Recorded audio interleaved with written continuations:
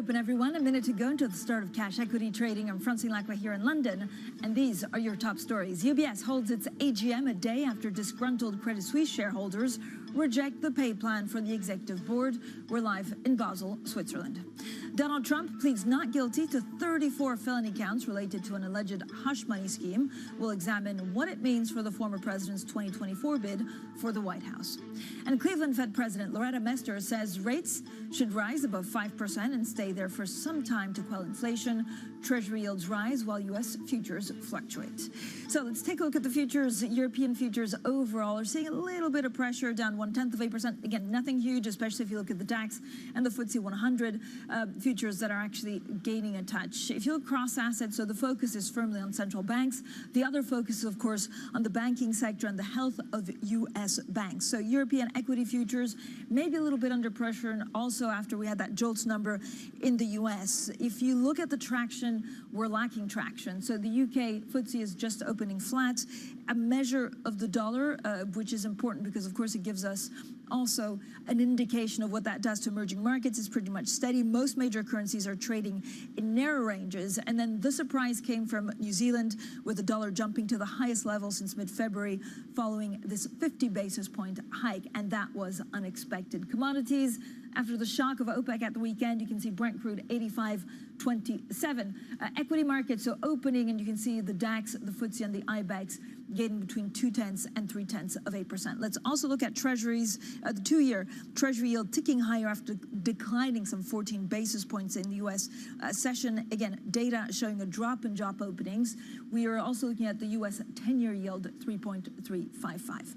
Now let's get to our top story today. Switzerland's banking regulator, FINMA, says it had a bankruptcy and a takeover plan ready for Credit Suisse on March 19th. Now this comes as UBS holds its AGM today, which is expected to focus on the path ahead for the Swiss lender. We have team coverage for you this morning with Bloomberg's Manus Cranny and Marion Halftoff-Meyer. So thank you both for joining us. Marion, you have a big take today that basically explains what you and the team on the ground found out about the plans ahead of the takeover of UBS. What have we heard so far from FINMA? So far from FINMA, we've been hearing about how they've been monitoring Credit Suisse over the last year, and particularly how they were involved in the latest strategy update, and that they felt comfortable that it was a good strategy. Obviously, things changed in March, and FINMA had these two plans in their drawer, essentially, whether it would be a bankruptcy or a takeover plan. They've expressed, and other Swiss officials have expressed, that the bankruptcy plan was not really an option because it would have triggered a global financial crisis rather than stopped it, and therefore the UBS takeover was really the only option that was viable at this point. So, and UBS, Marion, through your reporting, basically, we find out was ready to go years before this takeover. Yeah, so with my colleagues in Henrik Forster and Aaron Kirchfeld, we've been discovering that UBS had actually been running scenarios, even under the former chairman, Axel Weber, about what it would look like to acquire Credit Suisse. Now, that isn't entirely unheard of for a bank to do, but obviously it was very prescient in this case, where they were able to accelerate some of those plans, dust off those plans earlier this year, as the situation at Credit Suisse became a little bit untenable with all those outflows last year. And then particularly in March, they were pretty ready when they got the call from regulators about the potential takeover. Marion, thank you so much. Marion Halftoff-Meyer with a big take, which we'll also push out on social media. Let's also bring in Manus Cranny, who's really on the ground in Basel, where the action is going to take place. So, Manus, we're expecting the AGM to start in about an hour. What can we actually expect from them? I think it's going to be very clearly a message of assurance from Colm Kelleher, the driver in many ways of the architecture of this deal. It's Hammer's last big public stage conversation that we will hear from him. But I think that this is about Colm Kelleher speaking to a very strong social backlash here in Switzerland against this deal. We've also just got the Ethos CEO that was at the Credit Suisse AGM yesterday. He's saying, look, this is going to be questions around concentration risk. Putting two beasts together like this. The climate protesters are here. They've got conversations as well. And I also wonder, Francine, will compensation come up as an issue? But today is a day of assurance by Colm Kelleher to the Swiss narrative.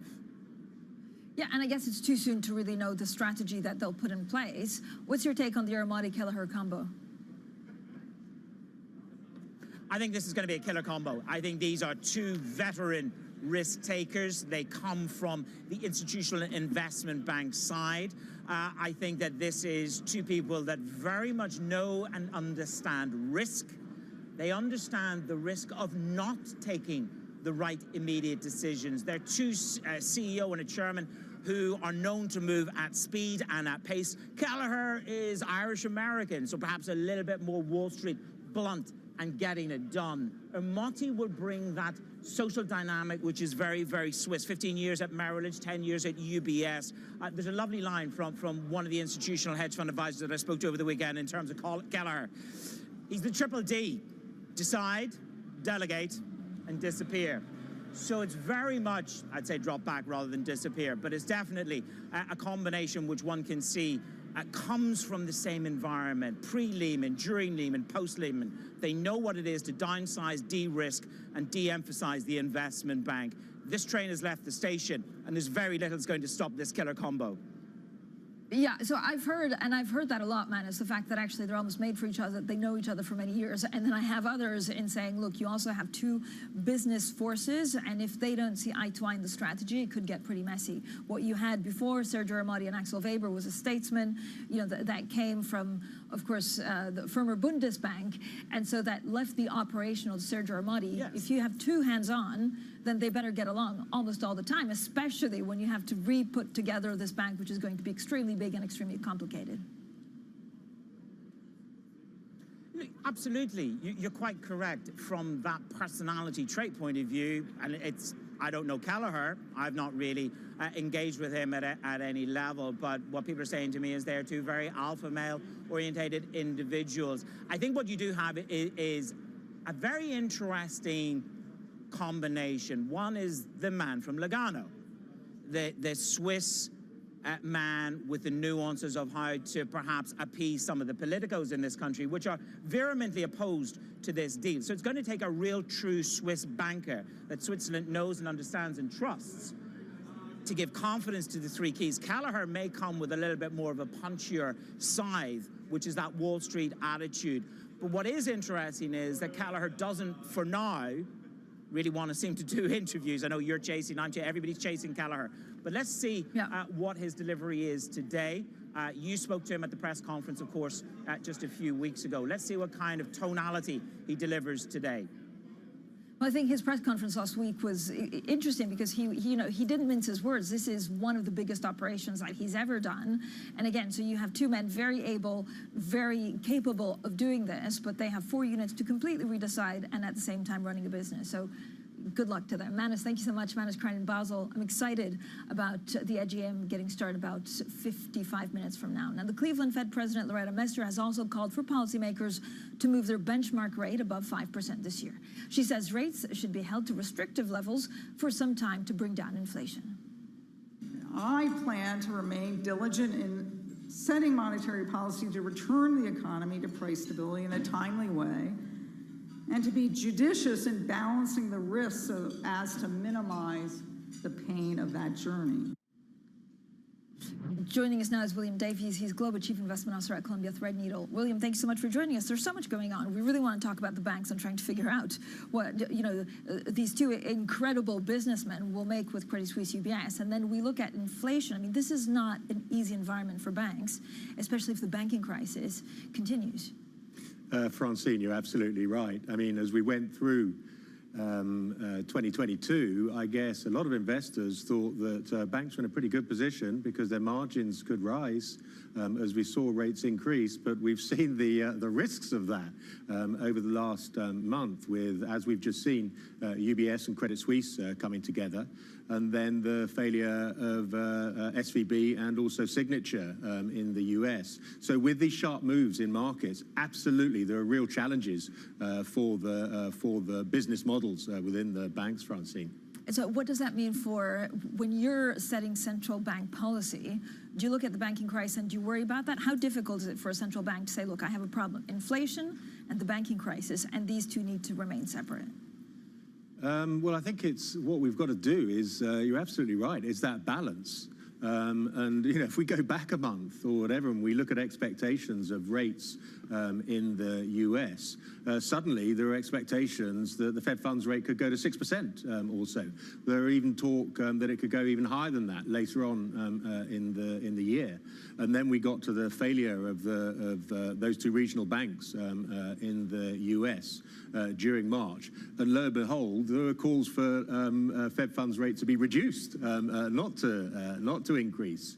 And so what have we seen? We've seen the Fed increase rates by 0.25% to the 4 3/4 to 5% range at the end of March. And we'd expect probably to see another 0.25% rise, be that the next meeting or the meeting after, not sure, probably the next meeting. But then we'd likely see a pause and rates to top out around that particular level.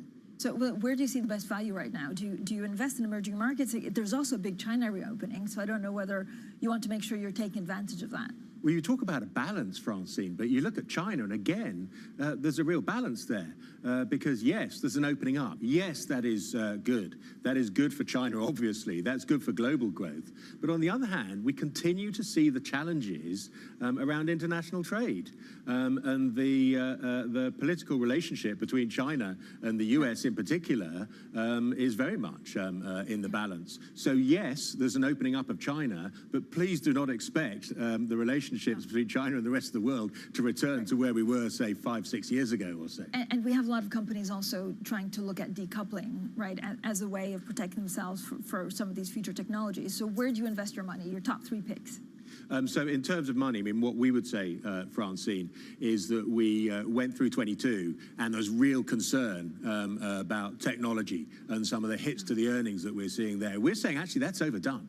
Let's look at this topping out of rates, yields starting to come down, and within that sphere, we think there are opportunities within technology. We don't think we'll go back to the growth really outperforms value or vice versa. We think it'll be more balanced as we go through this year, but some of those oversold positions within technology we would look at as being an opportunity. We'd also look at investment grade credit and say, hang on. Which part of the world?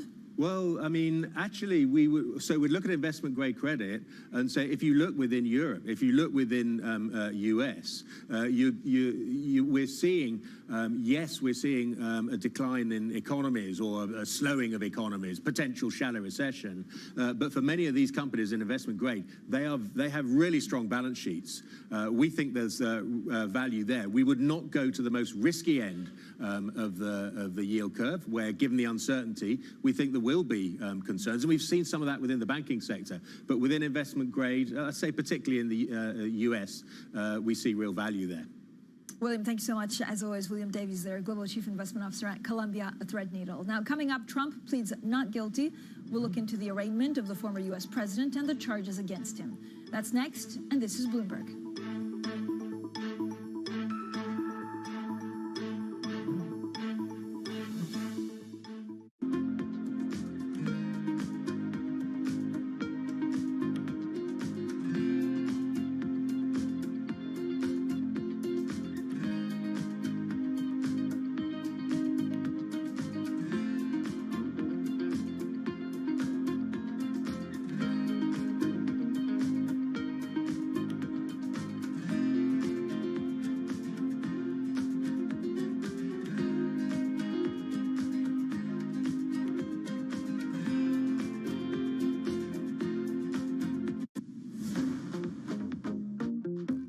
Make it very transparent to the shopper before they accept an order, what the order is going to look like, how much we're going to pay them, and how much the consumer is paying them. And so they can decide whether they take an order or whether they refuse it. And that's the kind of flexibility that our shoppers really value and the kind of transparency that they want. Are you seeing a labor shortage right now? And what are you doing to combat that?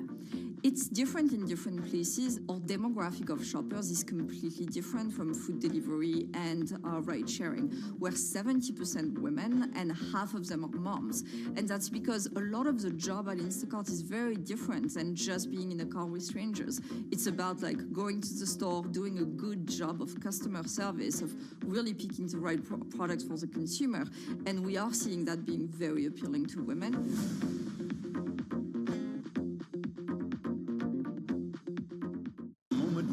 banks. No one covers the world like Bloomberg. We've never seen anything like it. This was a decision that maybe was the best out of three very bad decisions, but it could prove to be a mistake. She opposed Powell's renomination. She called him a dangerous man in 2021. And now she is really pointing the blame at the Fed. We're expecting that she'd be here in Brussels today. This is a meeting that happens regularly, but obviously today it will be all about the banks. Bloomberg, your global business authority. BSO Now is your online home for weekly Boston Symphony Orchestra and Boston Pops performances. See new concerts that go behind the scenes, plus acclaimed archival concerts. Visit bso.org/now, where the music plays on. BSO season sponsor, Bank of America. Get your fixed income fix. Watch Bloomberg Real Yield every Friday at 1 p.m. Eastern, right here on Bloomberg, your global business authority.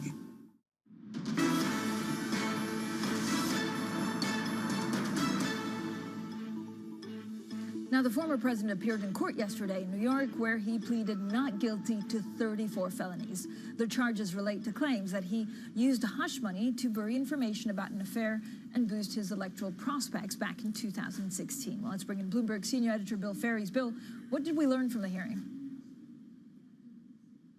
Well, we finally got this indictment unsealed. We saw details of these 34 counts, which essentially all say that the president helped falsify financial documents. And according to the prosecutor, this was all part of a bigger plan to essentially catch and kill negative stories about the president leading into the 2016 election.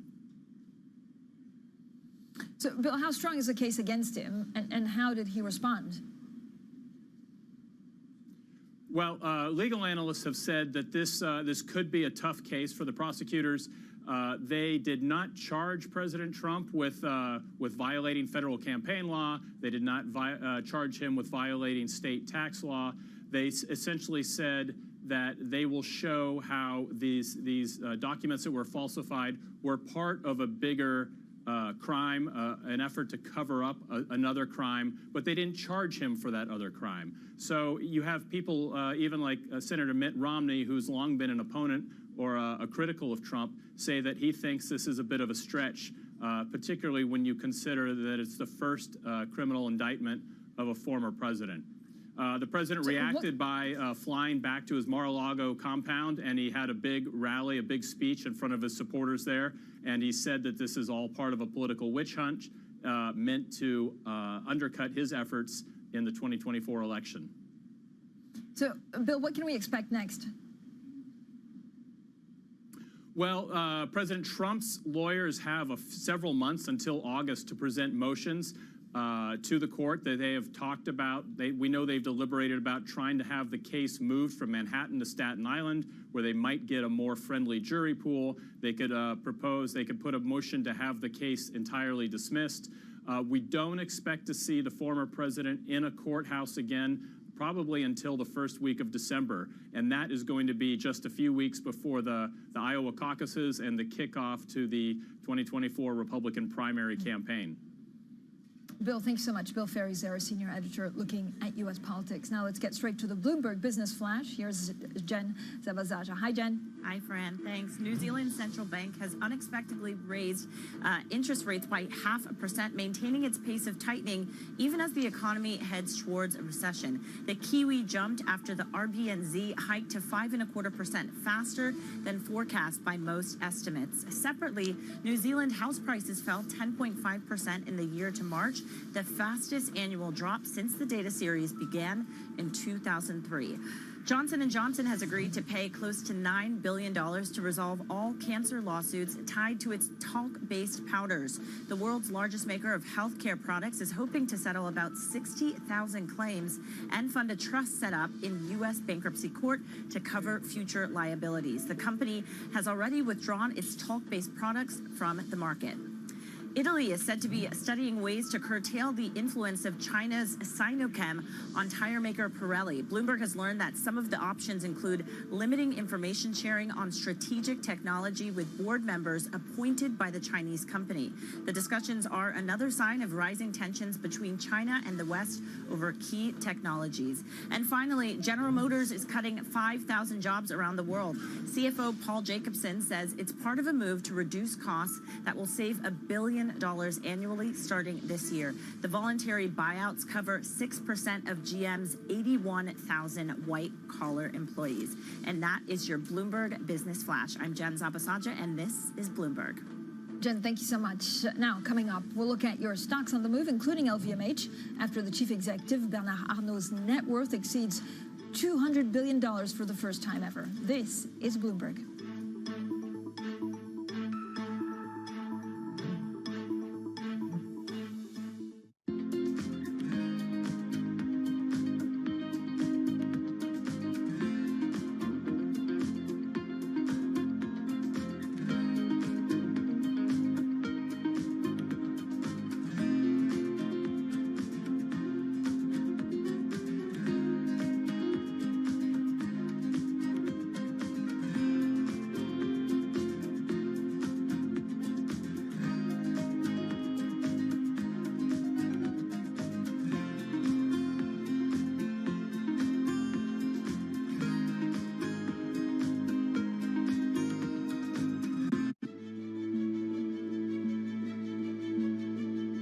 So Fabien, talk to me a little bit about the ocean. It covers 70% of the planet. It gives us food, it gives us jobs, it gives us, of course, oxygen. We're taking too many fish out, we're polluting it, we're making it warmer, and only 3% of it is protected. What frustrates you the most about this? The basic frustration is our ignorance about how integral ocean is to not only our well-being, but to our existence. And for far too long, we've been using the ocean as an endless resource in a garbage can. Imagine our planet is a three-dimensional system. The ocean represents 99% of our world's living space, about 3.4 billion cubic kilometers of volume, within which the vast majority of biodiversity lives and thrives. And that's what we're beholden to. That is what makes us possible as a species. Next week, Surveillance is live from Washington, D.C. as part of Bloomberg's extended daily coverage of the World Bank Group and International Monetary Fund's spring meetings. These meetings, even with the banking crisis in place, are really, really important. Economic outlook, poverty eradication, aid effectiveness, and more. How slow could global growth get? You could have a global recession. Live coverage throughout the day starts April 11th on Bloomberg, your global business authority. From New York City, From London, in Sydney, from Washington, in Tokyo, 9 a.m. in Beijing and Shanghai. Good morning, everyone. Have a great evening. Here's what I'm watching. You do not want to miss this He's story. there, the kind of upside.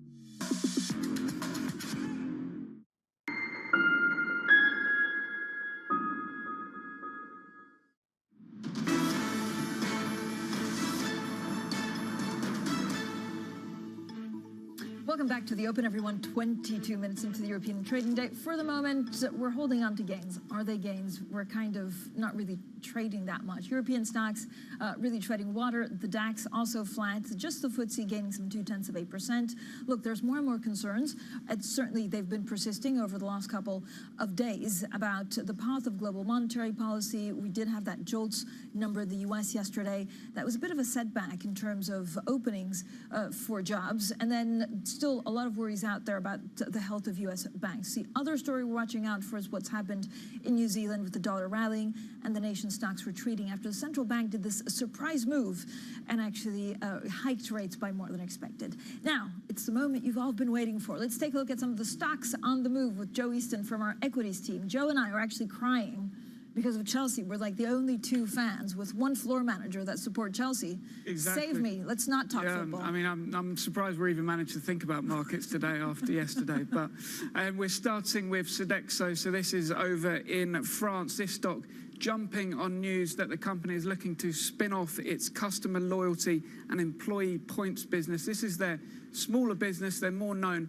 for their catering services that they do in airports and train stations, that kind of thing. But that one was really jumping at the open. I saw over in France earlier today. We'll have to see how that one progresses. As I say, no mention on the valuation yet, but a bit of a boost this morning. Yeah, so I like Sodexo also make, I think, you know, all the canteen stuff, right, for army and for the troops. Joe, what else do you have? That's the one exactly. So I've also brought up Barry Callebaut, just to mention there, they've dropped a little bit after news that their chief executive is actually resigning after around 19 months. But a more positive one is Direct Line. This is the insurance company here in London. They've got a double upgrade at Citi. Citi going from sell to buy, saying the outlook for insurance pricing in the motor sector is improving. Some claims inflation is actually easing as well. They've had a couple of profit warnings dropping around 35% this year already, but regaining some of that today, up around 5%. That's Direct Line in London. Okay, the Nexans, and I had to ask you what they make, but they're what cable operators? Yeah, I think I had to Google that one as well, but it is high voltage cables. I know that is a specialty of ours. So Nexan over in France, they've sold stock at a discount around 80 euros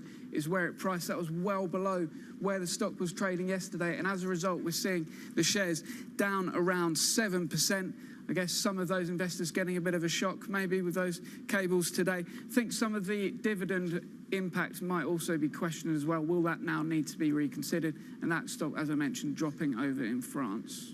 Joe, I don't know how many Dior bags you've been buying, but certainly it's made one man very, very rich. Not only is he the richest in the world, but actually his fortune has surpassed 200 billion. Yeah, I tend to sort of speed up when we go past that section in our Harrods when I'm with my partner. But look, LVMH, the owner, Bernard Arnault, his net worth reaching $200 billion for the first time. The only other people that have done that is Jeff Bezos and Elon Musk. They've got their earnings coming out soon, but as we say, that stock really powering ahead. Little changed at the moment. That was down slightly at the open, come back up. He might lose a few pennies in trading today, but I don't think he'll mind too much with that big fortune. As I say, keep an eye out for that report over the next few weeks. Joe, as always, a pleasure to have you on looking at some of the stocks to watch. Our equities reporter, Joe Easton. Now, the other story we've been watching out for was, well, Aussie dollar. If you look at what we heard over the last couple of days, a lot is actually happening in Aussie dollar, also New Zealand dollar. After we had the dollar rallying, the nation's stocks also retreating, actually, after the central bank raised interest rates by more than expected. We also have to keep an eye on Credit Suisse and UBS. So we have the AGM, we have full team coverage in Basel, where the AGM is taking place. Our Manus Krein is there. FINMA still giving a presser as we speak, saying that the Credit Suisse outflows in mid-March were similar to the October levels. Coming up, we're joined by the former Finnish Prime Minister, Alex Stubb, to discuss the country's accession to NATO as a full member. That interview is next, and this is Bloomberg.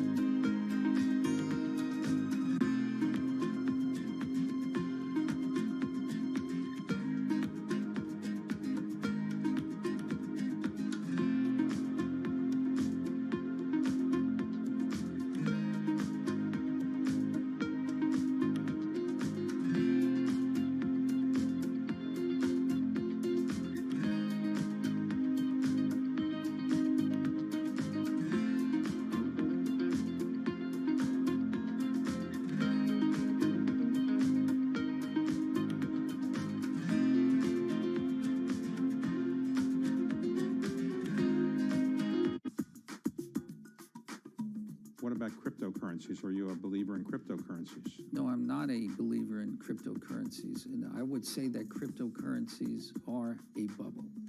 And I would describe cryptocurrencies as a limited supply of nothing. So to the extent there's more demand then the limited supply, the price would go up. But to the extent the demand falls, then the price would go down. There's no intrinsic value to any of the cryptocurrencies, except that there's a limited amount. Well, based on what you've just said, why would you not put a big short of some type on cryptocurrencies? Or maybe you have, but do you think that's a good short? Well, you know, when we look for these subprime, the reason why we shorted the subprime in size because it was asymmetrical. You're shorting a bond at par that has a limited duration that trades at a 1% spread of treasury, so you can't lose more than the spread in the duration. Yet if it defaults, you can make the par amount. In crypto, there's unlimited downside. So even though I could be right over the long term, in the short term, as the case of Bitcoin, you know, went from 5,000 to 45,000, you know, I would be wiped out on the short side. So it's just too volatile to short.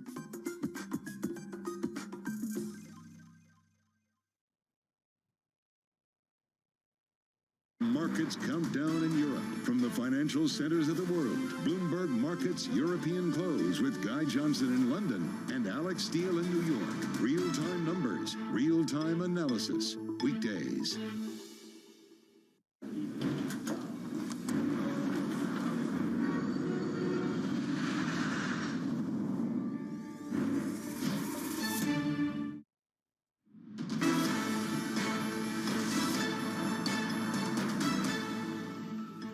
Welcome back to the Open, everyone. 30 minutes into the European trading day, and here are your top stories. UBS holds its AGM a day after disgruntled Credit Suisse shareholders reject the pay plan for the executive board. We're live in Basel, Switzerland. Donald Trump pleads not guilty to 34 felony counts related to an alleged hush money scheme. We'll examine what it means for the former president's 2024 bid for the White House. And Cleveland Fed President Loretta Mester says rates should rise above 5% and stay there for some time to quell inflation. Treasury yields rise, European stocks and U.S. futures fluctuate. So this is a picture across the board. Fluctuation is probably the name of the game, but again, they're very range-bound, so there's not a huge amount of volatility or swings. The DAX down 0.2%. The FTSE, again, quite energy-rich, and that's been giving this index a bit of a prop-up all week, now gaining 0.1%. And then we look at the New Zealand dollar because of that surprise hike from their central bank. They hiked 50 basis points, and almost no investor was expecting that. On to foreign policy, and NATO foreign ministers are wrapping a two-day meeting in Brussels following a pretty historic day where Finland officially joined the alliance as the 31st member. Now, today the focus will turn to China, just as European Commission President Ursula von der Leyen and French President Emmanuel Macron arrive in Beijing to meet Xi Jinping. Now, for more, let's get on to our European correspondent, Maria Today, who's at NATO headquarters in Brussels. So, Maria, historic yesterday with Finland joining NATO. Just how significant is this shift in policy? Yes, Francine, it was a historic day in many ways, also very emotional, I should say, for the Finnish delegation. That moment that we caught on camera yesterday on Bloomberg TV with the flag, the white and blue, going up here at NATO headquarters. The Finnish President Niinisto saying this was the start, essentially, of a new era. Now, the way that this has been framed beyond the politics, and of course, it is a historic shift in policies, that this is also a move that will benefit both Finland and NATO. They're NATO compatible, a very well-trained army, and this is a win-win situation. That is what the NATO Secretary General said yesterday. Now, two things, however, to look forward to. One is obviously the Swedish bid for NATO. Remember, the two countries wanted to enter at the same time. Obviously, that is not going to be the case. And yesterday, both NATO Secretary General and the Finnish President repeated Sweden has to join as soon as possible. And then, of course, we're just waiting for that Russian reaction to this new member to NATO. The Finnish delegation yesterday was very calm, saying that they expected a lot of heated language, but not a lot of action from Russia. Maria, thank you so much. Maria Tadeo there in Brussels for us. Now, we're also joined by the former Finnish Prime Minister, Alex Stubb. Stubb has served as director of the School of Transnational Governance. So thank you so much, Alexander Stubb, for joining us. You must be extremely happy. Are you having a good week? You've been trying to advocate this for a pretty long time. Yeah, definitely. I've been an advocate of Finnish NATO membership for the better part of 3 decades. Of course, I'm happy, also relieved, but you know, I don't think we would have joined NATO was it not for Putin's attack on Ukraine. And it's very much a sign of the times. And when my president says that this is the beginning of a new era. It certainly is. And it's an era where Europe will be divided into two. On one side, we have an isolated Russia, and on the other side, we have 44 European states in various security formations. So yeah, happy and relieved, I guess, is the way to talk about this historic day. What kind of mental shift does that require from the Finns, who've always relied on themselves for security? Well, I mean, there are two things here. One is that we've always been prepared. I mean, when we realized in the early 1990s that the general public would not support a NATO membership, our defense forces, defense ministry, and top politicians decided that we'll integrate our military material as closely as possible to the NATO systems and the United States. That's why we have, for instance, 62 F-18 fighter jets. So the idea was that if a rainy day comes, we could join immediately, and that's certainly what we did. The second sentiment I think a lot of Finns have is that, wow, never again alone, because it was very much, you know, this historic memory coming from my grandparents and parents that during World War II, the Winter War and the War of Continuation, we were left alone to fight the Soviets. We prevailed at the end of the day, but lost 10% of our territory. Now the feeling in Finland is never alone again. Alex, what kind of other role should Finland have? If you look at the border, actually, of the alliance with Russia, I think it makes more than half of that frontier with Vladimir Putin. Apart from that, is there another role that Finland could fulfill? Yeah, I mean, the many ways of looking at this. The first one is geography. As you mentioned, the border is 1,300 kilometers plus. So you could say that we have our head in the Arctic and our toes in the Baltic Sea. So we're a very long country, and we are doubling the NATO border. The second one is to talk about capabilities. I mean, we do have one of the largest standing armies in Europe, 900,000 men and women in reserve, 280,000 that we can basically mobilize at wartime. Put on all the military equipment that we have on top of that, it's a safe bid. But probably the third and most important to remember is that we are a Nordic country. We are very responsible. We're not edgy. We're not aggressive. So expect Finland to be a little bit like Norway inside NATO. But what role, of course, I mean, Sweden is still waiting. So how optimistic that are you that Sweden will join next? Oh, I'm very optimistic. You know, there were externalities that basically separated our marriage bid into NATO. And, you know, there are domestic issues in Turkey, Hungary as well. But I am very confident that Sweden will join NATO by latest early July at the summit meeting in Vilnius. Symbolically, it was quite nice to see yesterday that the first thing that Finland did as a new NATO member was immediately to ratify Sweden's NATO membership. So I'm confident that Sweden will be in any case, the security situation is calm and we're very close to the Swedes. If they don't join, of course, by that NATO summit in Vilnius, what happens? Is there another deadline, or does the moment fizzle out? I think that, Francine, is a hypothetical that really doesn't even cross my mind.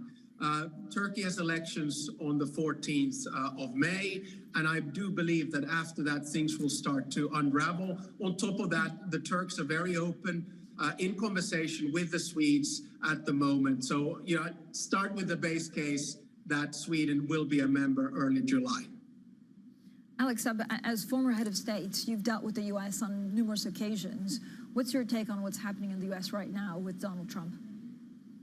Well, I hope and I believe that American democratic institutions are strong. I've always looked up on the United States as the epitome of separation of powers between the legislative, the executive, and the judicial. The American system has been able to sustain a lot of crises. Remember Bush versus Gore in Florida. That was sorted amicably and peacefully. Now, of course, events around the 6th of January after Biden had been elected looked a little bit scary. But let's let the American judicial system do its job. I just hope that America would be in the future a little bit less polarized. Right now, the political atmosphere is very toxic. I think we need to see a united, not a split United States. Alexander Stubb, as always, thank you so much for joining us. He is, of course, a former Finnish Prime Minister, Director of the School of Transnational Governance. Now, coming up, concerns over the path of global monetary policy and the health of U.S. banks weigh on sentiment. We get into all of the market action next, and this is Bloomberg.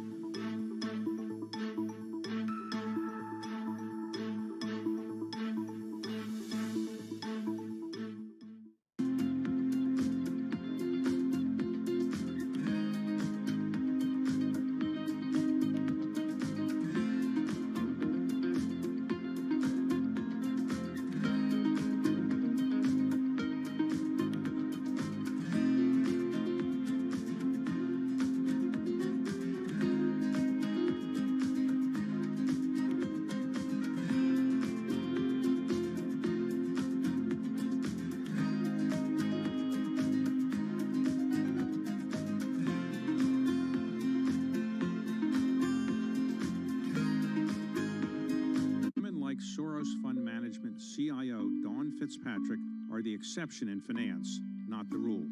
Morningstar has taken an in-depth look at women in the industry, and the numbers are startling. The firm found that in 2020, women made up 14% of global fund managers. That's largely unchanged from the year 2000. Morningstar also calculated that while the number of women at the top of the corporate ladder has increased, it won't be until 2060 that women will reach parity with men in the C-suite. Studies have shown that increasing the number of women managers leads to better decision-making and moderates overconfidence. European Central Bank President Christine Lagarde insists that male domination of the banking industry made the 2008 collapse of Lehman Brothers more likely.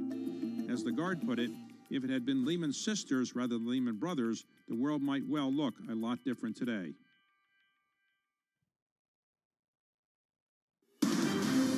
Of politics to the world of business.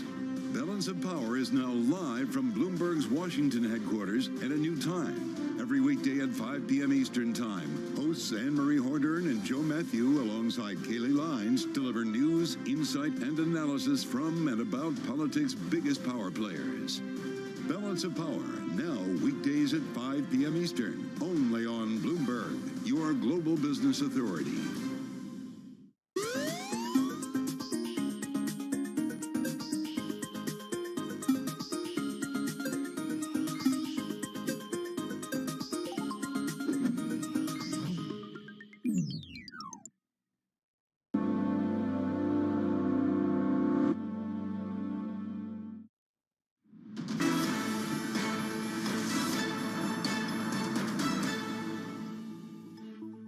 Had a strong set of first half results, and we also raised our guidance for the full year for organic growth again, the second time in 2 months. So for the first half, we reported organic revenue growth of 13.5%, operating profit growth of 27%, and EPS growth of more than 50%. And it is the strong momentum that we're seeing in our current trading, as well as having record order books in 2 of our businesses, that gave us the conviction to raise our guidance for the full year to at least 8% growth for the full year. And the record order books that we have are in the parts of our business which are exposed to energy transition and security. I was going to ask where a lot of that demand is coming from. Is there a particular group of clients that you think will do better than others that are now asking some of your products to be increased? Yes, our growth was broad-based. We had growth across every division, every geography, and every end market that we serve. But where we saw particular order book buildup was in energy transition and security. So from an energy transition perspective, the pipeline of opportunities that we're looking at for hydrogen and carbon capture doubled over the course of the last year. And from a security perspective, in airports, ports and borders, and other urban settings, our clients are looking to increase the technology so that they have the latest screening capabilities. Are you confident then that you'll be able to raise prices further? Yes, so far we have been able to offset the persistent and widespread inflation that we're seeing through price increases. But of course, in order to continue to do that, we need to be delivering for our customers in a way that really addresses their most difficult problem. So one other point that's noteworthy about our first half results is that we increased R&D by 14%, and putting that effort against ensuring that we're always innovating for our customers. So far, we have been able to offset all of the inflationary pressures that we're seeing, and we hope to be able to continue to do that. And of course, a lot of your orders are longer term, but do you see an immediate threat to the economy, even because of the credit crunch, because of the banking crisis? And does that have an effect into 2024 orders? So we are not directly impacted by the takeover of Credit Suisse or the stress which has gone through the regional banking system in the U.S., fortunately. We do have a very strong balance sheet with net debt to EBITDA of only 0.8 times. And that is what gives us the strength to invest in R&D. It also gives us the optionality to think about accretive M&A. And also, we've returned $241 million in the half to shareholders, or $900 million to shareholders over the last 18 months. So it's a good time to have a strong balance sheet as we navigate, as you just mentioned, the incredibly uncertain geopolitical and macro uncertainty. And we factored that macro uncertainty into our revised guidance when we gave it. Smiths Group Chief Financial Officer Claire Scherer speaking to me earlier. Now, to dive deeper into the market action, let's bring in Bloomberg Markets Managing Editor Christina Kino and Live's Venram. Thank you both for joining us. We're looking at equities, and we're also looking at bonds. Christine, we had the JOLTS number yesterday. Markets, again, trying to get to grip with what's happening with U.S. banks and at the same time what's happening with monetary policy. Absolutely, Francine. There's a lot of uncertainty out there and a lot of mixed signals that we're seeing from the data and from the market pricing. I mean, before those pieces of data that we got yesterday and as well the weaker manufacturing numbers the other day, I would have told you that the rate cuts that are being priced for the Fed this year are quite mispriced, I would say. But now that we're seeing kind of some of this softer data coming through, perhaps there's some reasoning behind what we're seeing in terms of rate pricing. And so, yeah, it's very interesting times for markets also trying to make sense of what we're hearing from policymakers who are still, by and large, quite hawkish and emphasizing the idea that rates need to go much further to fight inflation. Bullard himself saying it has to go to 5.625%. Quite jarring with what we're seeing in terms of rate cuts being priced, but maybe now the data gives a bit more traction to that pricing. Yeah, and then I don't know whether when you look at the New Zealand Central Bank and the fact that it raised rates 50 basis points unexpectedly, whether that has a read across for the region or even monetary policy setting across the world. Morning, Francine. I think that, what RBNZ did today is a reminder that, look, we are in this long inflation cycle. We have seen the biggest spurt in inflation in decades, and that is not going to go away anytime soon. Yes, the markets are pricing in a very dovish Fed, and I think that, the markets are right insofar as they see an end to the Fed's rate tightening cycle. Yes, that is pretty much evident from the cooling economy and the economy fast losing momentum. But what is unfathomable is the market's pricing 2 to 3 rate cuts by the end of the year from the Fed. I think they're completely barking up the wrong tree there. I mean, inflation, what is different about this cycle is that we have got inflation that is alive and kicking. It is not like this cycle of 2018,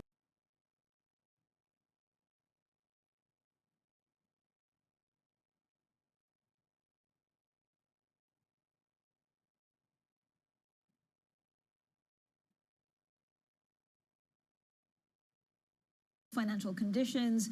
Is the U.S. economy significantly slowing down?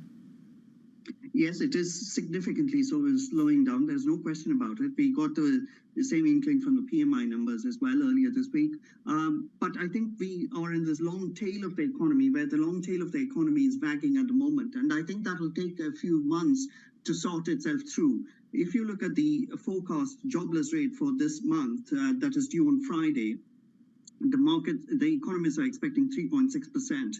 The Fed thinks that that rate needs to go up to 4.5% to align demand with supply. And we are nowhere near that. You could park a jumbo jet between those two numbers. So I think that the markets are wrong in pricing too much dovishness. Yes, the economy is losing momentum, but that doesn't equate to rate cuts immediately. Yeah, Christine? Well, I think there's really a reason to question like how the extent of rate cuts are being priced this year for the Fed, for sure. I definitely agree with Ven on that point. But I think, yeah, there is, though, reason to also think that, yes, the U.S. economy is, in fact, slowing. And I think what would kind of lead this caution to cascade into panic, perhaps, is probably what we're seeing in the corporate sector and the state of credit that businesses are, that's available to businesses at the moment. Because that's where really the weak point of the economy is, right? If weaker companies are unable to get credit, then they're going to have to fold up. That could easily cascade into job losses, and this is how a slowdown turns into just a massive contraction. That would warrant those rate cuts being priced. So I think that's one to watch for sure. Signs of a credit crunch and cascading bankruptcies. Thank you so much to you both. Of course, Christina Aquino, Bloomberg Markets Managing Editor, and Ven Ram from MLive. Let's get straight also to the Bloomberg First Word News with Jen Zabazaja. Hi, Jen. Hi, Fran. Thanks. Donald Trump has denounced his indictment in New York as politically motivated. The former president spoke at his estate in Florida hours after he pleaded not guilty to a 34-count indictment. Manhattan District Attorney Alan Bragg accuses Trump of falsifying business records relating to a $130,000 payment made to an adult film actress. Also, French President Emmanuel Macron begins a 3-day visit to China today with European Commission President Ursula von der Leyen. After formal meetings in the capital, the leaders will head to the southern city of Guangzhou. This as President Xi tries to create some distance between Europe and the U.S.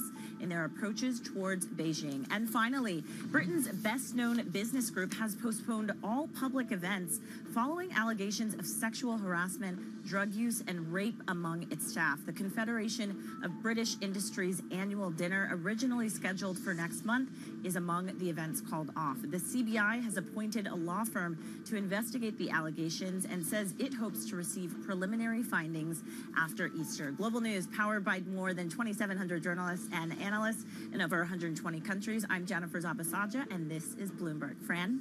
Jen, thank you so much. Coming up, it's Judgment Day at UBS as the Swiss lender holds its AGM later today. We'll have plenty more on that next with our Manus Cranny. This is Bloomberg.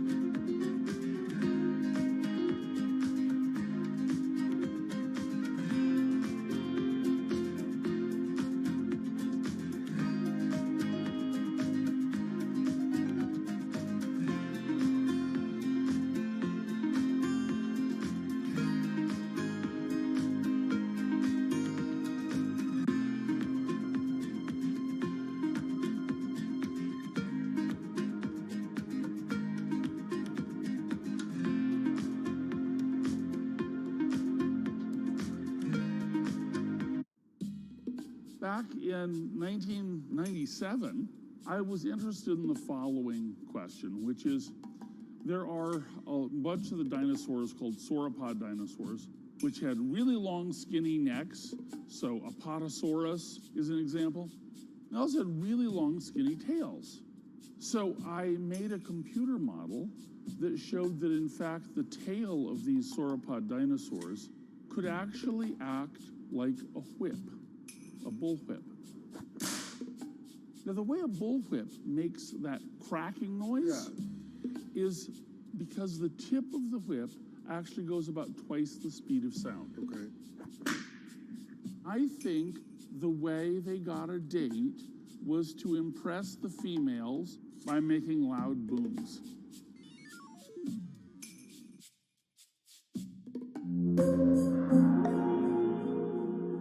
Welcome back to Bloomberg Daybreak Europe. Good morning, good morning. This is Bloomberg Surveillance. Welcome to Bloomberg Markets, trying to open. This is Bloomberg Technology. And welcome to Balance of Power. This is Bloomberg. When U.S. jobs numbers are released, Bloomberg brings you crucial data at terminal speed and instant expert analysis. Nobody covers jobs day like Bloomberg.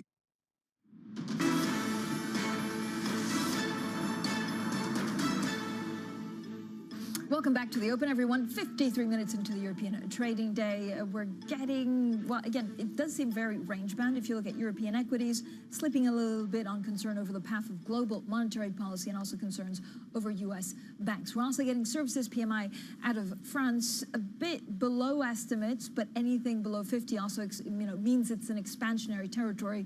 So that March services PMI coming in at 53.9 instead of 55.5. That was a preliminary figure. Now, UBS set to hold their AGM in a few minutes. In case you didn't know, that's all we've been talking about, which is expected to focus on the path ahead for the Swiss lender after its takeover of Credit Suisse. Now, for more, let's bring in Manus Krani, who's on the ground in Basel this morning. So, Manus, what's the atmosphere like? Do we have protesters? Have you seen any of the senior leadership come in or out?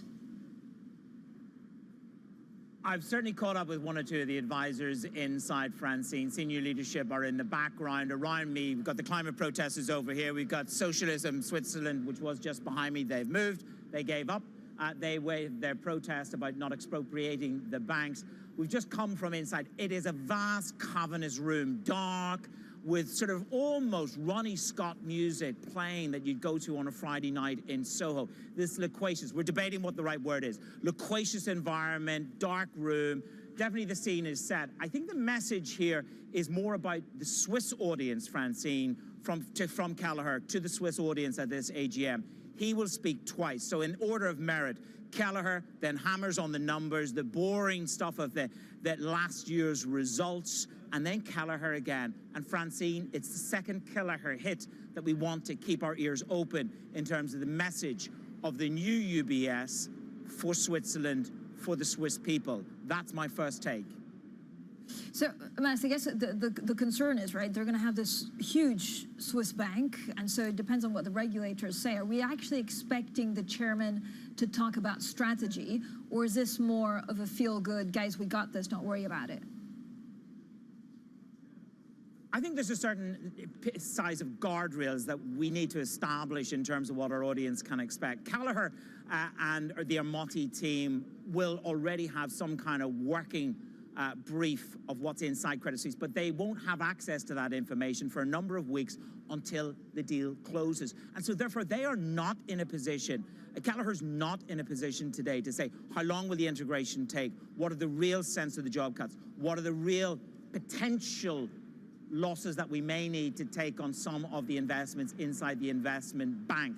That backstop. UBS are on the hook for the first 5 billion, then the regulator on the hook, then the government on the hook for another 9 billion. So it's a question of not having that information. I think today is about tone, reassurance, and a message to the Swiss people that this new UBS is something that will serve them as well as the shareholders. Literally busload after busload of, dare I say it, slightly older demographic turned up here today. They're having tea, croissants, and they're being very well looked after by the benchmark of AGMs. Francine. Manus, thank you so much. Manus Krani there in Basel. We also heard from FINMA that they waited Credit Suisse bankruptcy before the takeover. PMIs in Germany, that services PMI coming in at 53.7 instead of 53.9 expected. We'll have plenty more on that UBS AGM starting shortly. This is Bloomberg.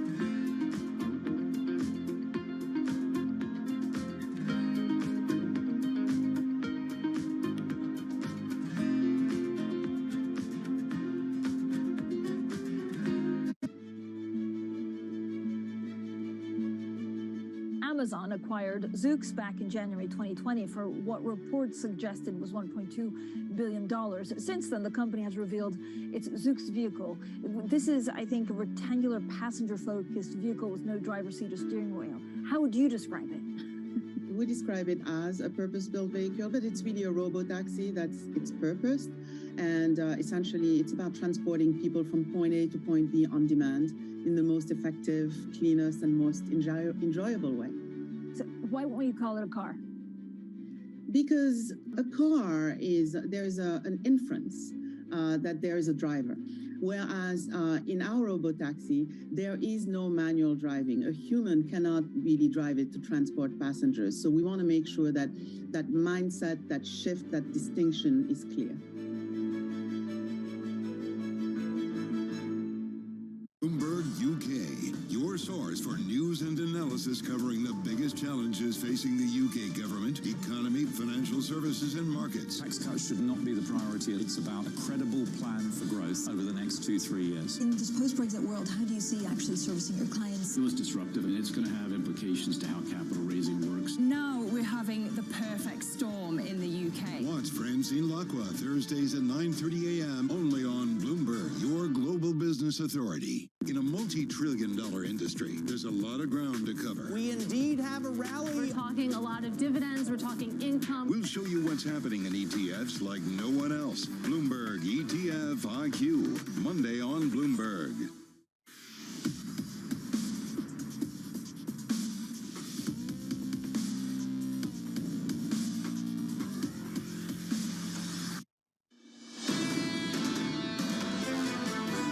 This is Bloomberg Surveillance, Early Edition, with Francine Lacqua.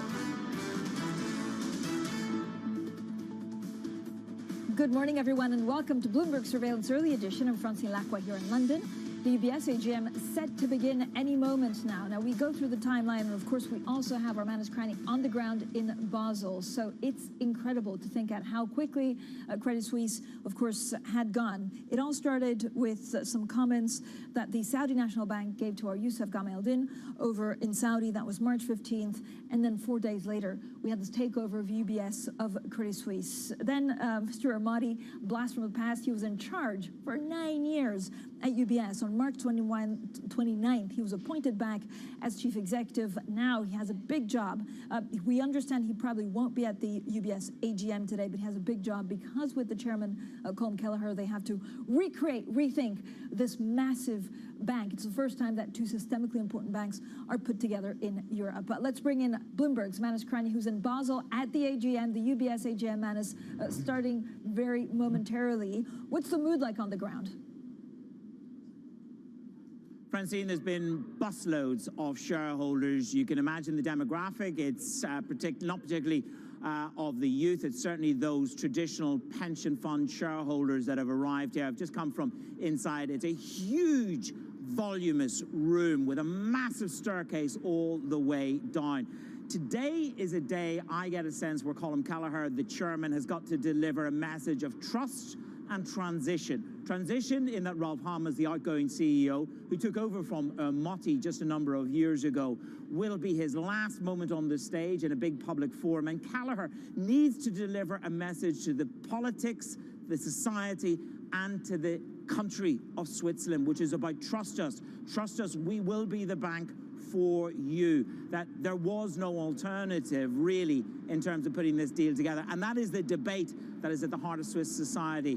It's going to be interesting to see what that second speech from Kelleher holds a little bit more detail. I think we must create the guardrails in terms of the depth and breadth of what Kelleher can actually say about strategy. This is about, you know, bunker time for Motti and Kelleher from here forward in terms of delivering a strategy. Today is about a message of trust to Switzerland. Yeah, and I have to say, this is not an easy job. I mean, they have to look at the units, they have to decide what they do with wealth management, with the investment bank, and so this is going to be a hands-on approach. Manus, there are two stories that we found out today. So one from FINMA that gave a press conference that finished about 15 minutes ago, saying they had weighed, or they had thought about putting Credit Suisse in bankruptcy before choosing this UBS deal. How does the leadership at UBS today get the Swiss on board? This is where I believe there will be some kind of horse trading. We're going into a political season here in Switzerland. There's a couple of different stories that have sort of come onto my plate over the past couple of days. It is, you've got one of the big political parties, will they guarantee the funding will they push against the guarantee of the funding for the new UBS Credit Suisse combination? That's one small political sticking point. But more importantly, the Swiss Universal Bank, you asked about it at the news conference, and here's the story that's coming back to me. For Kelleher and Armati to really get this deal over the line with the politicos and with society, of which more than 50% of this country object to this deal being done because of concentration risk as one major reason, could it be that they are forced to have to consider an IPO of the Swiss Universal Bank? It's a kite flying in the wind by a number of different people who are saying, look, it's too big a jewel, and it's not likely to happen. Let's see. Yeah. Manus, we're just hearing from the chairman, of course, at UBS. Here he is. English. When we sent out the invitation for today's AGM, we expected that we would mainly talk about our strong results in 2022 and our very solid and successful position. In light of the events of the past 3 weeks, though, some of you may want to ask questions or provide comments on the acquisition of Credit Suisse, and it is important for us to give room for that. In the interest of an orderly and efficient conduct of the AGM, I would like you to ask all questions related to the acquisition of Credit Suisse as part of Agenda Item 1. In accordance with Article 13 of the Articles of Association of UBS Group AG, I formally open the AGM, take the chair, and introduce the participants who will support me here on the stage today. Starting on the far left for you is Sarah Youngwood, our Group CFO, Barbara Levy, our Group General Counsel, Ralph Hammers, the Group CEO, Lucas Gavila, the Vice Chairman, and Marcus Baumann, our Group Company Secretary. I nominate Marcus Baumann as the Secretary. I welcome the Board of Directors. I also welcome BDO AG Solothurn, which is responsible for the counting of votes, and I welcome the independent proxy Althofer Dusch and Beilstein AG Zurich, represented by Dr. Urs Zeltner. Finally, I would like to welcome the representatives of the statutory auditors Ernst & Young Limited, in particular the lead auditors for the 2022 financial year, and the notary Matthias Steihelin from the Vischer AG Basel, who will publicly certify certain resolutions of this AGM. On 3rd of January 2023, we published a notice in the Swiss Official Gazette of Commerce and on our website inviting qualifying shareholders to submit their written requests for the inclusion of individual items on the agenda by the 10th of February 2023. No requests were submitted. The invitation to today's AGM was published in the Swiss Official Gazette of Commerce on the 6th of March 2023, which is also available on our website. A personal invitation was sent to the shareholders entered in our share register. I state that the convening of the annual general meeting was duly conducted in accordance with the Articles of Association, and that the annual general meeting therefore has a quorum. As usual, we keep a list of speakers. I ask shareholders who wish to take the floor to register at the speaking desk at the front left of the hall. You will then be called for the agenda item you wish to speak on. I would ask speakers to keep to a maximum speaking time of 5 minutes. Timepieces are installed on the lectern to help you keep an eye on the time. In accordance with Article 17, Paragraph 1 of the Articles of Association of UBS Group AG, at today's AGM, votes will be decided by an absolute majority of votes cast, excluding blank and invalid votes. An exception to this is the vote on the agenda item 13.2.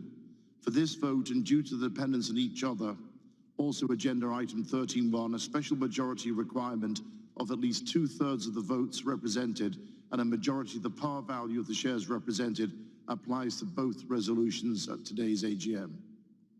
Finally, I would like to call your attention to the fact that an audio and video recording of the AGM will be made and used as the basis for the minutes and broadcast live on the internet.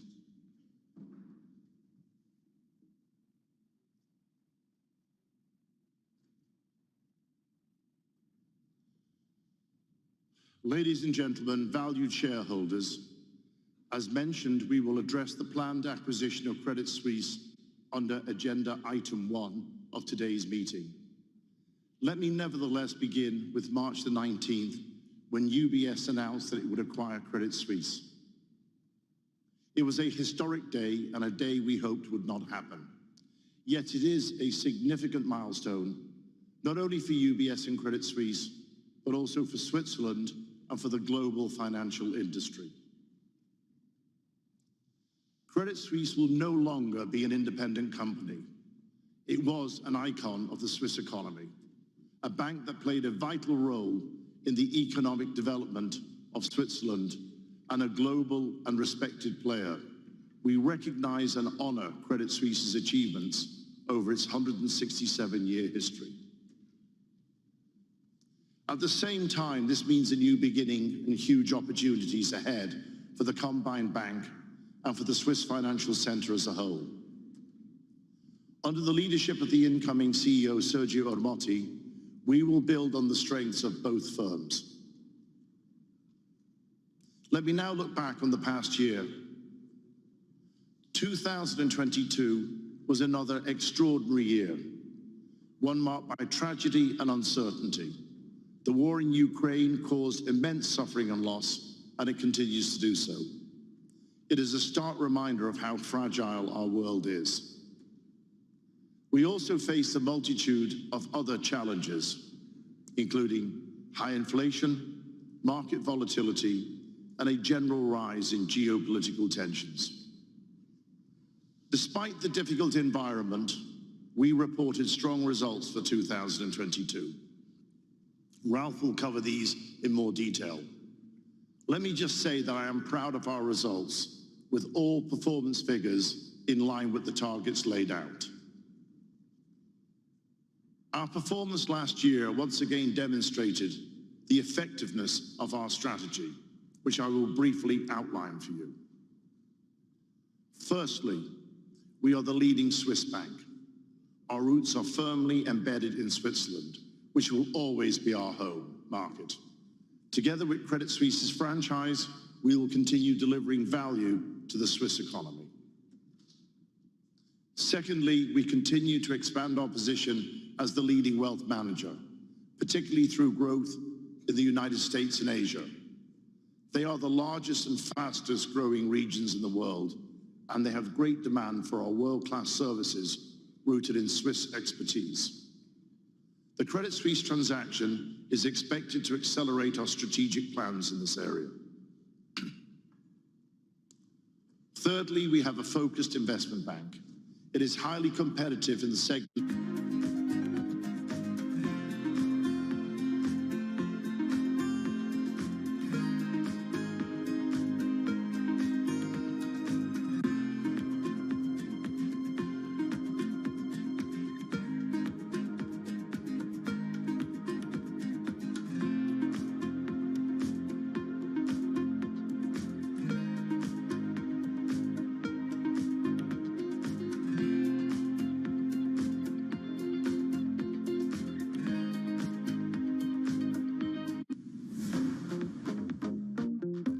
Make it very transparent to the shopper before they accept an order, what the order is going to look like, how much we're going to pay them, and how much the consumer is paying them, and so they can decide what. This transaction is the first merger of two global systemically important banks. This is not in any way an easy deal to do and brings with it significant execution risk. A main focus of the board of directors and the management will now be on the integration of Credit Suisse. And this is what has led to our decision to name Sergio Ermotti as Group CEO for the upcoming journey. However, the integration of Credit Suisse does not mean that other growth initiatives and our efforts in digitalization and sustainability will come to a standstill. Equally, risk management and control, including operational resilience, conduct and prevention of financial crime, remain key focus areas of the board of directors. Some words on our share price.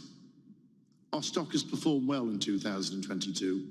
It has the highest price-to-book ratio compared with our peers in Europe. It is close to the highest in comparison with our US peers. We remain committed to distributing excess capital for shareholders.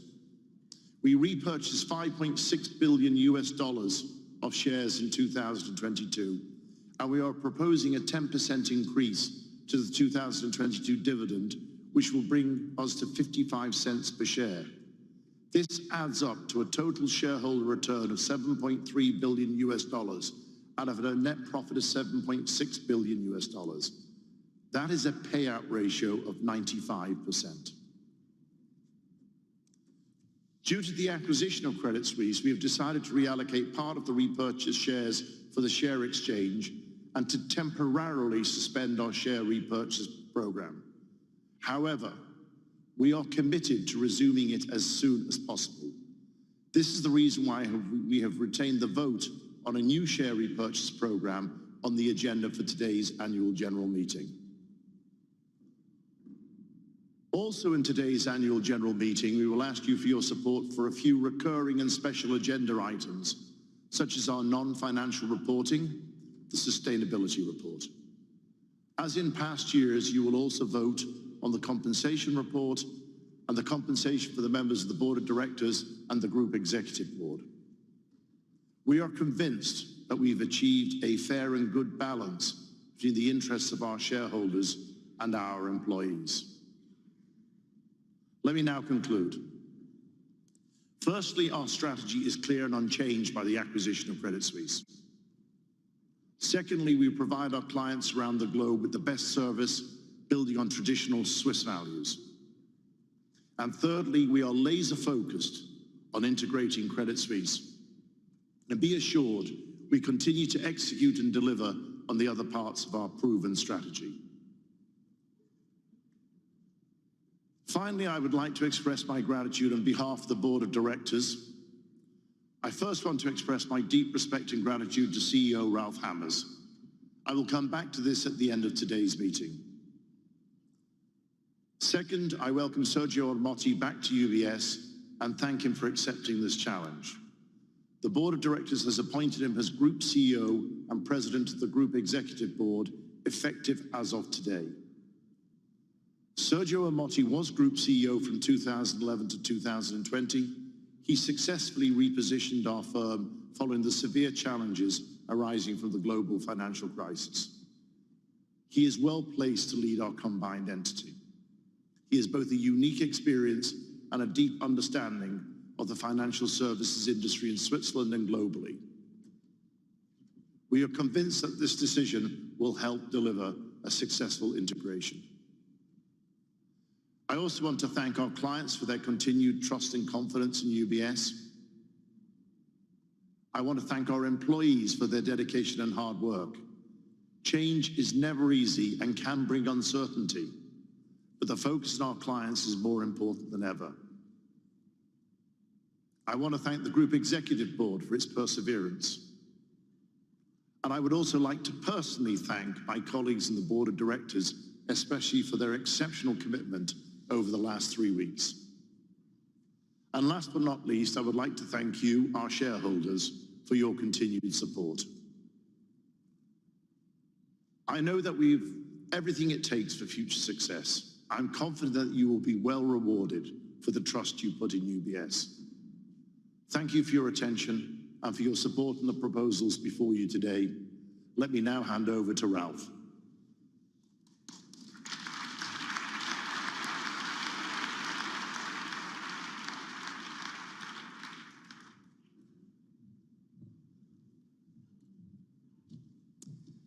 Meine Damen und Herren, ein herzliches Willkommen hier in Basel. Ladies and gentlemen, welcome to Basel, from my part as well.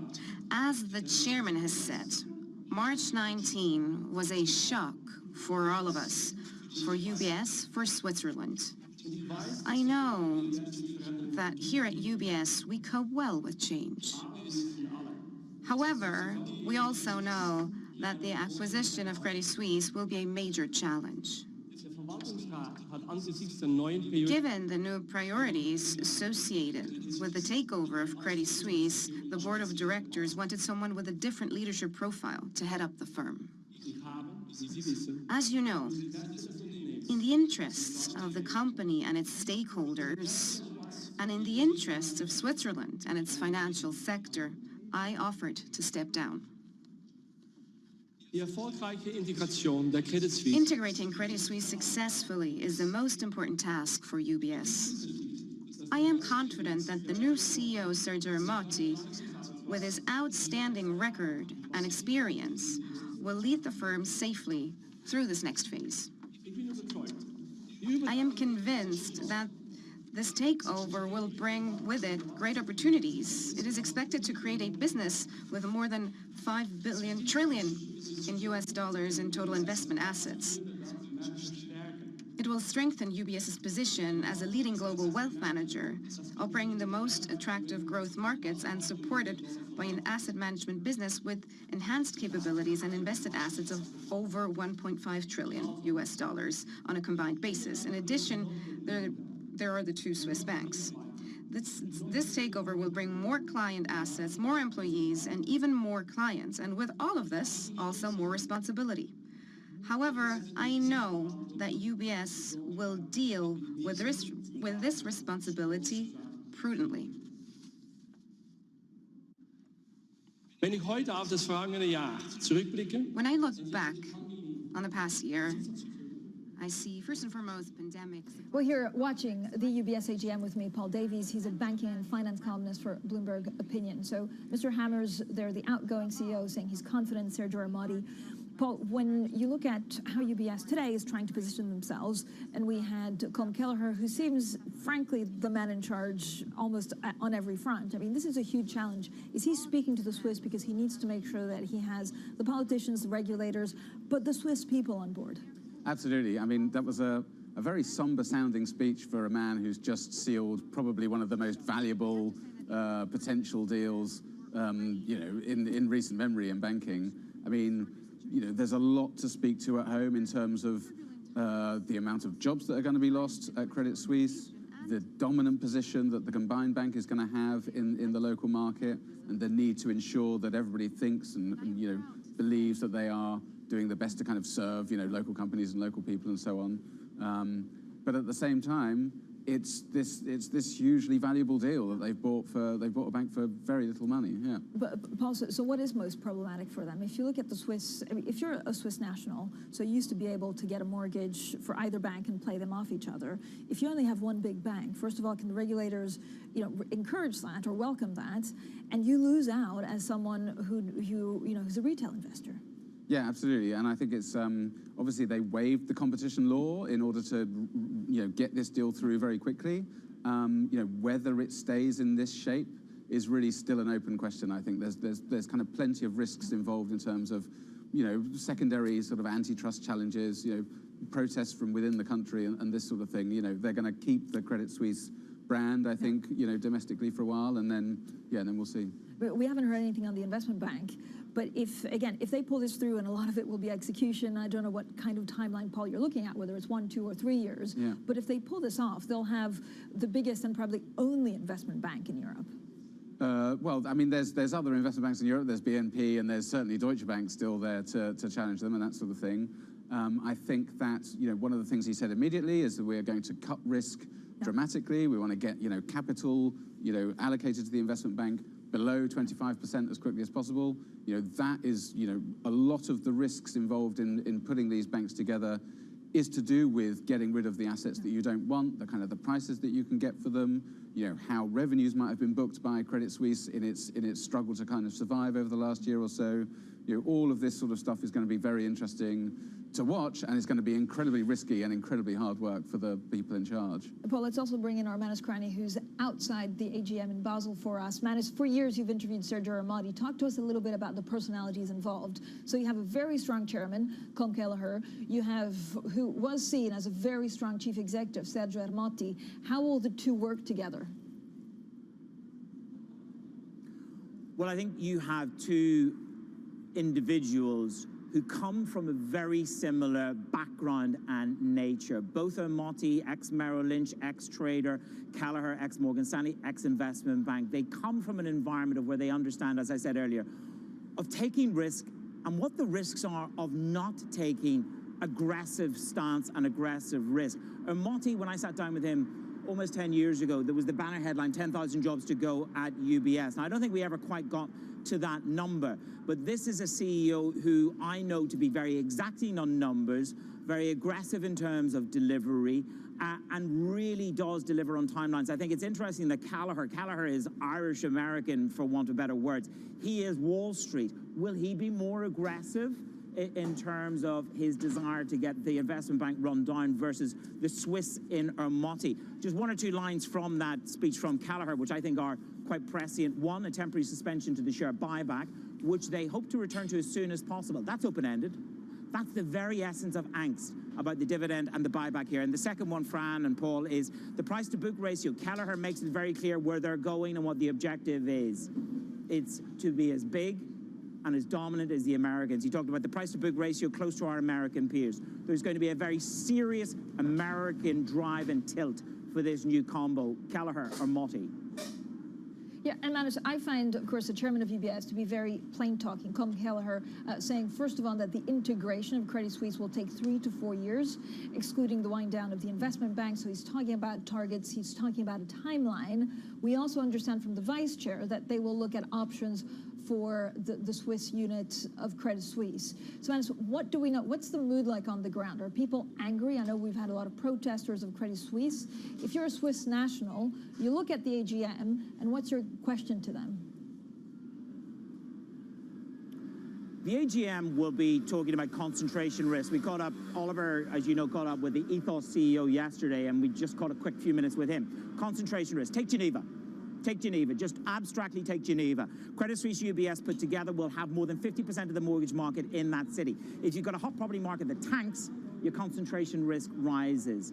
Compensation, Motti's compensation and the forward compensation won't be discussed here today, but you can be sure that will become another issue, the long-term incentive program for bringing back Motti to run the bank. I think the other dynamic is, of course, what are you going to have to give up, Callagher and Motti, to get this across the line, socially and politically? There'll be a lot of wrangling and jangling. The jewel in the crown, as we both know, Francine, is that Swiss Universal Bank within Credit Suisse. Could it be that there has to be a promise and intention, and we know the road to hell is paved with good intentions, to maybe IPO the Swiss Universal Bank? It will be a subject which will be jangled but maybe not delivered. And that, Francine, something's got to give to get this bullet train to its destination. But it has left the station and it is on the way. This merger, this takeover, this gunshot wedding, whatever you want to call it, it's happening. It's happening. You just don't know where the final destination, as you rightly say, is, Manus. What's the trickiest thing in the next couple of months, Paul, to get right? I don't know whether it's tried to make sure that some of the bondholders that were also not happy or some of the legal challenges are dealt with, or whether it's really execution and trying to retain staff. I think it's execution and trying to retain staff. Like I said before, it's about the assets in the investment bank at Credit Suisse and how you trim those down quickly. But it's also about the PR effort within Switzerland. It's about convincing the people that this wasn't a deal that was done too hastily, that UBS haven't been given too much too cheaply, that Credit Suisse couldn't have been saved in some way. I mean, this was a lot of the debate at Credit Suisse's AGM yesterday. There's a huge kind of political charm offensive that needs to happen at home to keep everybody happy with this combination. Yeah, so Manus, I mean, it's very reassuring, and a massive shout out, of course, to our team on the ground and here in London, Jan-Henrik Forster, Aaron Kirchfeld, Catherine Griffiths, and Maren Hoftafmeier, saying that, the UBS chairman had his ducks in a row. They had look at options if something were to happen with Credit Suisse. So I guess because there was that planning from the past, it should also give shareholders, stakeholders, policymakers a bit of relief that actually they know what they're doing, Manus. Absolutely. Callagher was part of the group that steered Morgan Stanley through the Lehman period of crisis and averted a complete implosion. This is a man who knows how to de-risk and build cash and bolster the bank as well as Armati does. I think if we take our mind back to that period of time, the toxic assets that had to be sold post-GFC were immense. They were mortgage-backed securities. They were convoluted, complex derivative book trades that had to be unwound. And that's where Armati and Orchel, as we know well, delivered so magnificently. And this is where Kelleher and Armati have the nous. Paul, when you look at, and again, you have written some wonderful, really great pieces looking at tangible book value. I mean, this is a good deal for them. If you look at the price and all of the backstop that they got, this could be the deal of a century. Yeah, no, absolutely. And in terms of what they're getting, especially on the wealth side, it's exactly the kind of deal that I think Colm Kelleher would have wanted to do, if he possibly could. And yeah, as you say, like the initial uplift to the tangible book value per share on the announcement of the deal is like 74%. It's a huge increase in value because of the cheapness with which they got this in terms of the exchange ratio for Credit Suisse shares, and also the write-off of the AT1, the junior bonds, as you say. I mean, there's just a huge amount of upfront value, and that allows them really to kind of, I guess, tackle a lot of things quite brutally and quite swiftly. It gives them a lot of excess capital to play with, as it were. I mean, they don't want to burn every cent, obviously, and they need to kind of work hard to protect the Swiss taxpayer and not draw too heavily on some of these federal guarantees. But they have a huge, huge amount of wiggle room, a huge margin for error in getting rid of stuff that they don't want. All right, Paul, thank you so much. So let's go back to Basel, Switzerland. Our Manus Cranny's on the ground. The AGM and the chairman of UBS really laid it out. He gave a short speech.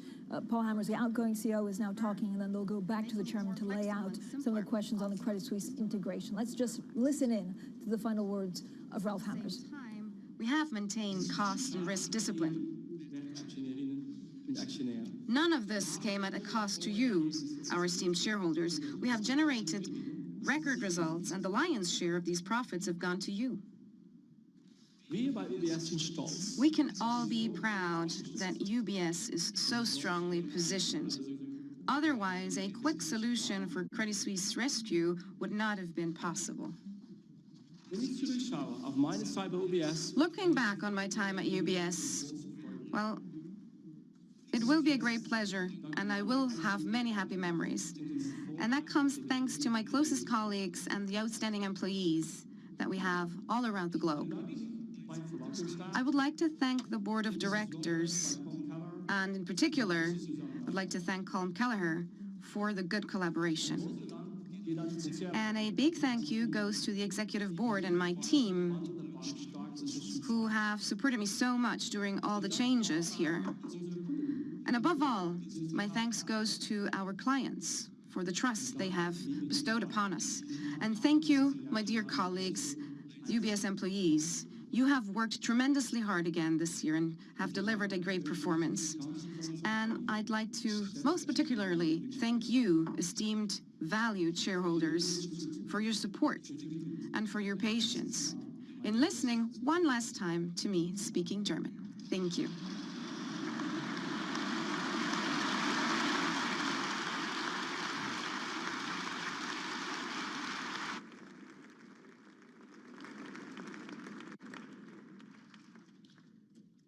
Thank you, Ralph, for a very gracious speech. I asked Marcus Baumann to provide information on the attendance.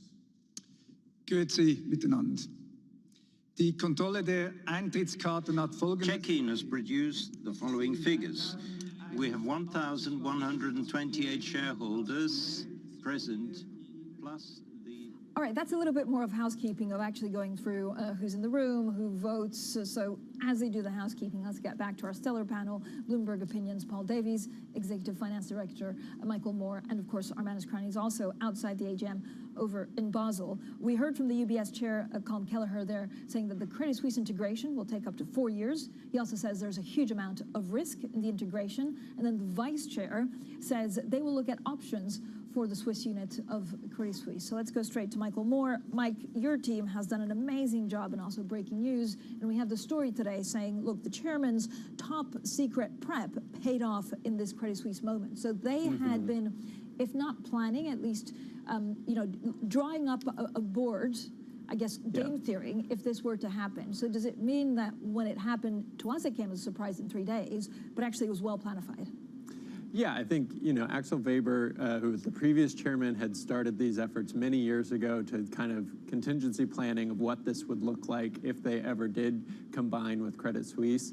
And then, early on in the early weeks of this year, Colin Kelleher saw, the situation that Credit Suisse was in and said, we need to be prepared. So had some bankers come in from Morgan Stanley, start doing some work of what this would look like. And, the fact that they had to pull this together in a matter of days meant that prep work was key. Mike, let's go back to the UBS chairman. Credit Suisse shareholders will receive 1 UBS share for every 22.48 Credit Suisse shares held. UBS has obtained regulatory agreement on the timely approval of the transaction from the Swiss Federal Council, from FINMA, from the Swiss National Bank, and from additional core regulators globally.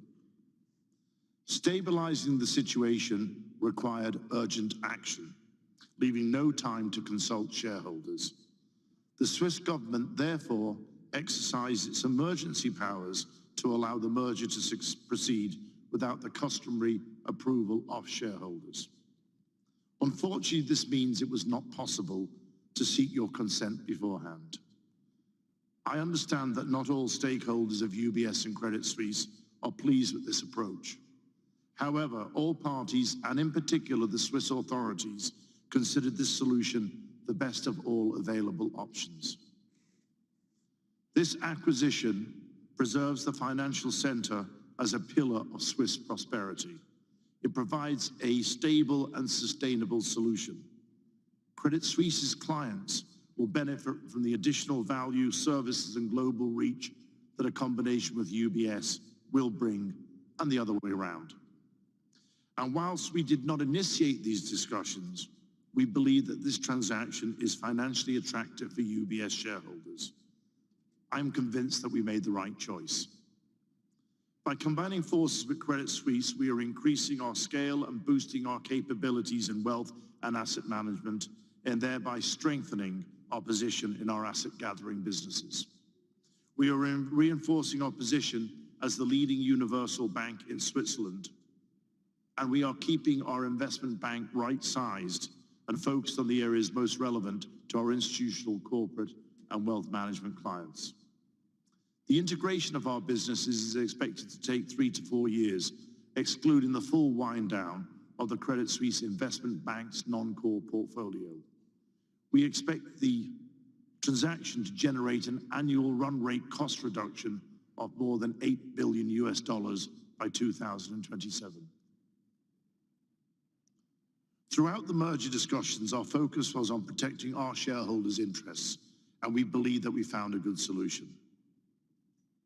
Despite these downside projections, execution risk remains significant. You cannot just put numbers together and reach a sum. You have to understand that there is a huge amount of risk in integrating these businesses. But let me assure you, we are doing everything to execute this deal in the best possible way in order not to let it compromise our financial strength or stability. On the contrary, we expect to remain well capitalized and to remain significantly above our current capital targets after the deal closes.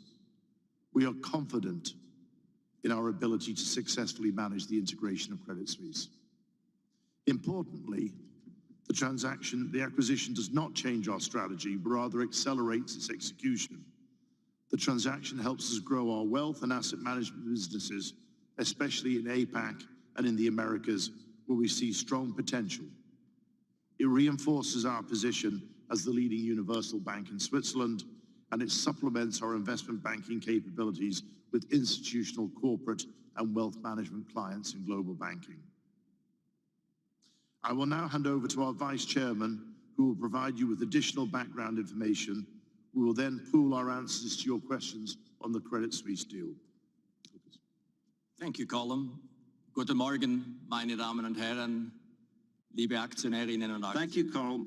Good morning, dear shareholders. I would like to Let's go back to Bloomberg Opinions. Paul Davies, Executive Finance Editor, Michael Moore, and Manus Krani, who's in Basel for us in front of the AGM. Manus, when you look at, of course, the depth of what they need to do, like, let's not underestimate, and I think the chairman laid this very clearly, let's not underestimate the task at hand.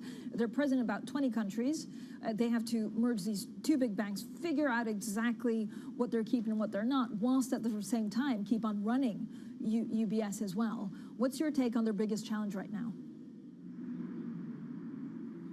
Culture, the integration of a much, if I can use the word more aggressive, maybe it's perhaps overstating it, just a different culture in terms of know your client, know your providence, what risk will you take, what leverage will you give.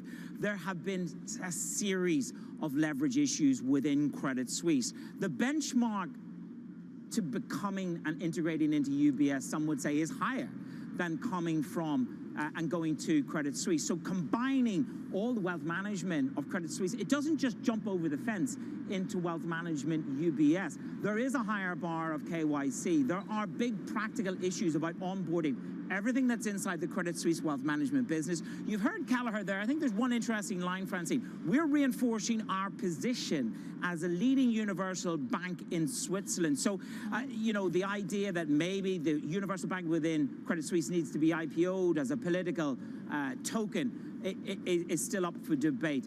There's a great deal of resistance to this deal. The Sonntag Sunday newspaper, 4 out of 5 people here in this country want the Swiss Universal Bank spun out.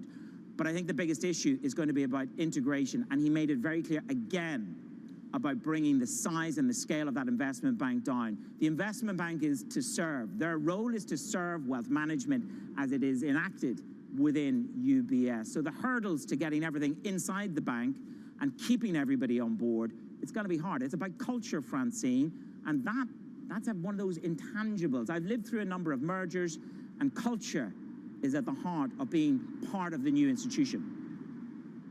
Yeah, and culture, you're absolutely right. It's very difficult to define, or it's very difficult to change because it takes years. Paul, this is also something that you were actually mentioning in a podcast that we did with Manus, is that the culture at Credit Suisse, I mean, they're always side by side in every Swiss bank, but the culture at Credit Suisse is much more risk-taking, it's much more go-getter, also because they didn't get that government bailout 12 years ago. So how can the culture, how do you change actually the culture to try and make this super bank? Well, I think they are going to go through the people that they want to keep sort of almost one by one and kind of talk to them about, you know, how they need to behave, how they need to kind of, you know, address what they do, you know, the risks that they take, and what their freedoms are to operate within UBS, and how that might be different to what they had with Credit Suisse. I mean, I guess it's going to be, we had a story last week, I think, about, you know, how they were going to apply a culture filter to the people that they were taking on board. And so I guess, you know, there might be people that they think they want from the start, but once they kind of talk to them and think about, you know, their own attitude to working for the bank, they might decide actually that you're not the person for us after all. But yeah, it's going to be a long and tricky process, I'm sure. So, Mike, I mean, this is, again, about execution, it's about culture. I mean, this seems like the impossible task. Again, they got a great deal, but when do we measure success? Is it 6 months from now, 12 months, or does it really take 4 years? I think we'll get a sense in a couple of years of how it's going. You know, the two main things that Kelleher has to do is merge these two wealth businesses and wind down the riskier parts of the investment bank. The good news for him is Morgan Stanley did both of those things a decade ago. They merged Smith Barney with their wealth business. That took several years. It hit some bumps, but they got it done, and the stock has reflected that. And then Kelleher was in charge of winding down some of these risky assets at Morgan Stanley. So he's done this before. He knows the playbook. But as we've said, it's you know, going to be a question of culture. And I think there are some elements of Credit Suisse that they would like to take on. I mean, Iqbal Khan was at Credit Suisse in the wealth business. Now he runs it at UBS. They've been trying to do more lending to clients, doing more transactions with clients the way Credit Suisse has traditionally done, whereas UBS has, gathered a lot of assets but hasn't done as much lending. So there are some elements they might want to bring over, but they don't want to run into the issues that Credit Suisse has faced. Yeah, thank you so much for all of your insights. Bloomberg Opinion's Paul Davies, executive editor from Finance, Michael Moore and Manus Krani, of course, our very own TV star, looking at the banks in Basel. If you want to keep on watching UBS's AGM, and I know many of you will, you can also go on to LiveGo, L-I-V-E Go, on your Bloomberg terminal. Coming up, Finland joins the club. The Nordic nation has its NATO membership approved. We find out what that means for the relationship between Russia and the alliance next. This is Bloomberg.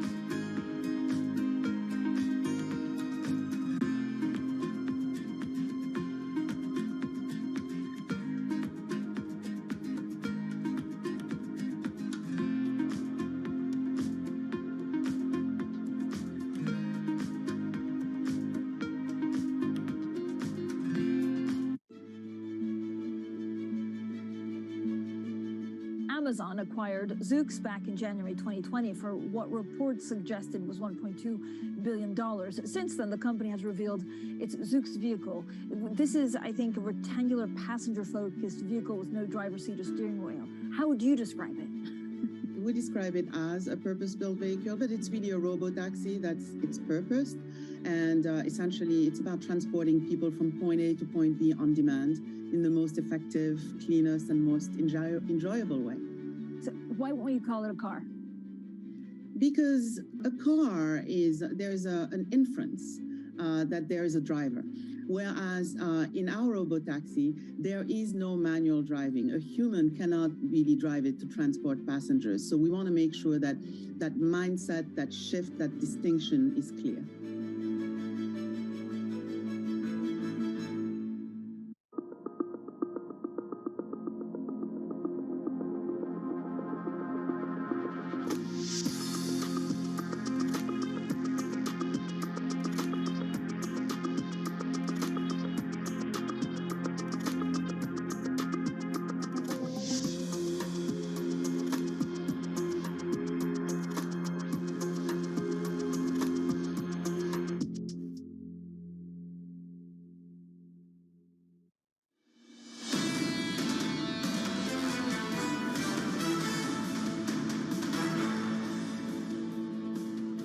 Economics, finance, politics. This is Bloomberg Surveillance Early Edition. I'm Francine Lacqua here in London. Now, Finland has officially become the 31st member of NATO as the alliance's foreign ministers continue their two-day meeting in Brussels.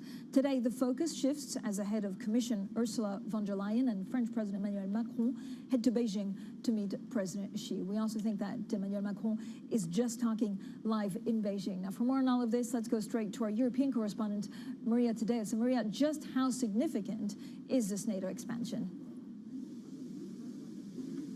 Yes, Francine, and what a 24 hours we are seeing, and what 24 hours we are going to see, because, as you say, we have the NATO meeting, but also in conjunction, the head of the Commission and the French president just now in China with live pictures that we are showing. Now, when it comes to Finland, just a historic moment yesterday. It was one of those moments that you witnessed, and you go, this is one for the history books. There was a lot of emotion yesterday, too, with the Finnish delegation when the flag went up. The way that this was described by the Finnish president and the NATO Secretary General is that this is a win-win for both, and it will help to strengthen and embolden security both in the Nordics but also the Baltic Sea. Now, there's pending, of course, as you know, Sweden. Remember, this was a joint bid. The two countries wanted to enter at the same time. They applied at the same time, but obviously that's no longer the case. Now, Sweden has run into a number of issues, particularly with Turkey. But again, the message yesterday from the NATO head and the Finnish president is that Nordic security will not be complete until Sweden joins, and they have to do so before the summer. What's NATO's, and we're just looking at live pictures of the French President Emmanuel Macron, Maria, speaking in Beijing. So what's NATO's view of Beijing? Yes, and Francine, as you know, this is a very complicated relationship precisely because it is so multifaceted in so many ways. When you look at NATO, what they have expressed, and they have done this very vocally, is that they worry about the ties between Russia and China in particular in the context of the war in Ukraine. We also know that lethal aid that is seen as an absolute red line. But then, of course, there's the issue about potential mediation. And the French president right now, he just said, you have to talk to China if you want to get a solution, potential solution to the war in Ukraine. Ultimately, Xi Jinping that has some clout over Vladimir Putin, but this is not consensus. It is controversial. And Francine, there's a number of European officials who, frankly, they say, if you believe China is going to mediate in this, you're naive. They've had a year to do it, and they haven't done so. Also yesterday, the Lithuanian foreign minister, very tough on this, repeating China only wants to help China. All right, Maria, thanks so much. Maria Tadot there on the ground for us in Brussels, and we'll continue watching that speech of President Macron. Now let's get straight to your Bloomberg Business Flash. Here's Leanne Gerrans. Hi, Leanne. Hi, Francine. Johnson & Johnson has agreed to pay close to $9 billion to resolve all cancer lawsuits tied to its talc-based powders. The world's largest maker of healthcare products is hoping to settle about 60,000 claims and fund a trust set up in a U.S. bankruptcy court to cover future liabilities. The company has already withdrawn its talc-based products from the market. Now, Italy is said to be studying ways to curtail the influence of China's Sinochem on tyre maker Pirelli. Bloomberg has learned that some of the options include limiting information sharing on strategic technology, with board members appointed by the Chinese company. The discussions are another sign of rising tensions between China and the West over key technologies. And General Motors is cutting 5,000 jobs around the world. CFO Paul Jacobson says it's part of a move to reduce costs that will save $1 billion annually starting this year. The voluntary buyouts cover 6% of GM's 81,000 white-collar employees. Global news powered by more than 2,700 journalists and analysts in over 120 countries. I'm Leanne Gerrans, and this is Bloomberg. Francine. Leanne, thank you so much. Coming up, we'll continue to bring you the very latest from the UBS AGM. This is Bloomberg.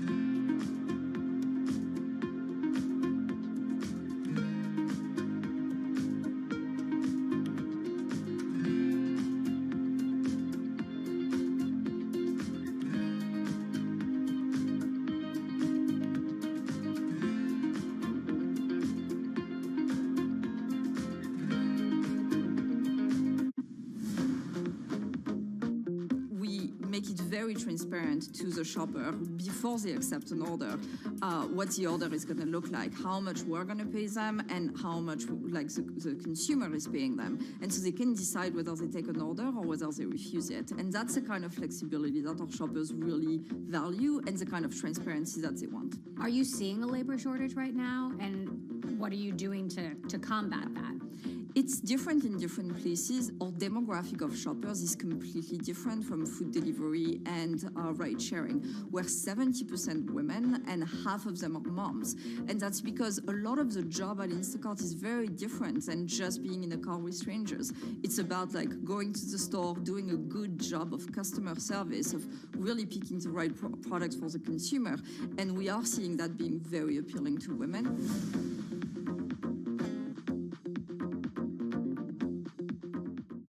News breaks. No No one covers the world like Bloomberg. We've never seen anything like it. This was a decision that maybe was the best out of three very bad decisions, but it could prove to be a mistake.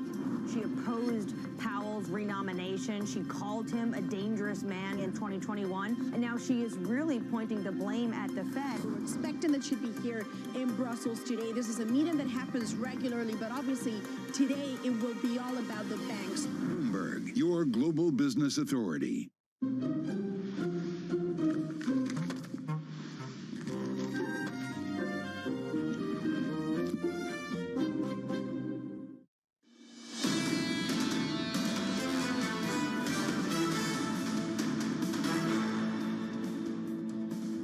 Economics, finance, politics, and banking today. This is Bloomberg Surveillance Early Edition. I'm Francine Lacqua here in London. Now, the AGM of UBS is currently underway in Basel. We heard from the chairman, Colin Kelleher, that the integration of Credit Suisse will take 3 to 4 years, excluding the wind down of the investment bank. Well, let's bring in one man who knows both banks very well, Manus Krani, who's in Basel in front of the AGM for us. Manus, he was very plain talking when you hear from the chairman, Colin Kelleher. He says, look, this is not easy. It's going to be a huge amount of risk in the integration. What did we learn? A message for Switzerland. We're here. This is for you. This is what we're doing. Our roots are in Switzerland. They recognize Credit Suisse. It was a new beginning and a new opportunity. I think you've hit the nail on the head. This is a chairman who is identifying the risk of integration. He has been through many a crisis along with Ermotti. I think he's making it very clear, Francine, that this is two huge systemically important banks. And he's getting ready to go head-to-head with the Americans. That was my undertone takeaway when he talked about the price-to-book ratio of this bank, the new bank, going head-to-head with the U.S. Manus, and you really hit the nail on the head. First of all, it's about culture. These are two very different banks. One took a lot more risk, in some cases, even more of a cowboy attitude is what's been described behind the scenes. And then you have UBS, of course, that had been bailed out over a decade ago. So how do you integrate the two? Well, if you look back in history, that UBS, SBC, that bailout, that time that Ermotti came in, he was parachuted in as the new CEO. They created a very aggressive risk management style. It's about fees, it's about building, whereas there was always this swagger to the Credit Suisse guys and girls over there who went out on the road. They took more risks, they offered different product, and to that extent, be very clear, not everything within the family of Credit Suisse is going to jump the fence and make it over the fence into UBS because of KYC, because of the various benchmarks that UBS sent relative to Credit Suisse. So it's not a done deal that they paid $3.5 billion for $45 billion worth of assets and that they all come over the fence. I think there's many hurdles, political hurdles, social hurdles here, Francine, as well. Manus, thank you so much. Manus Krani, of course, on the ground in Basel. He'll be live with us throughout the day, and you can continue watching that UBS AGM on your Bloomberg terminal. Just type LIV GO on the Bloomberg terminal. Coming up, Cleveland Fed President Loretta Mester speaks to our Michael McKee in New York. That's 6:30 a.m. London, actually 6:30 p.m. London time, so don't miss that. This is Bloomberg.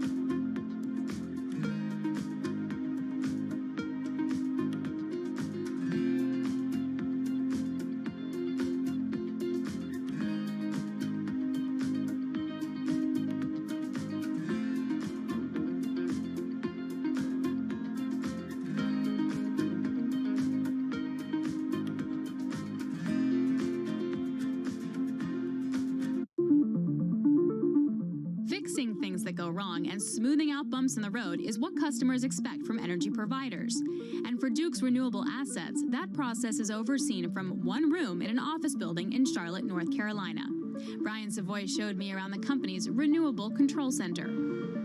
This is where our operators are monitoring and managing over 5,000 megawatts of renewables across the United States. How would this differ from like a conventional asset monitoring center?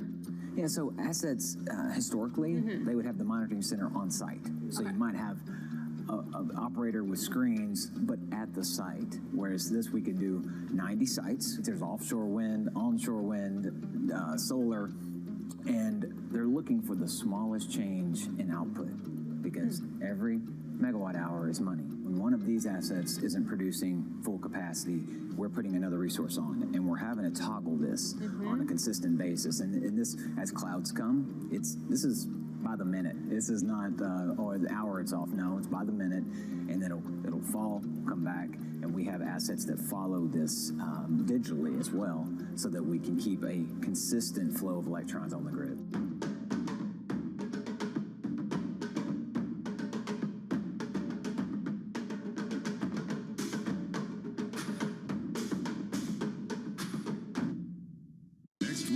Surveillance is live from Washington, D.C. as part of Bloomberg's extended daily coverage of the World Bank Group and International Monetary Fund's spring meetings. These meetings, even with the banking crisis in place, are really, really important. Economic outlook, poverty eradication, aid effectiveness, and more. How slow could global growth get? You could have a global recession. Live coverage throughout the day starts April 11th on Bloomberg, your global business authority. BSO Now is your online home for weekly Boston Symphony Orchestra and Boston Pops performances. See new concerts that go behind the scenes, plus acclaimed archival concerts. Visit bso.org/now, where the music plays on. BSO season sponsor, Bank of America.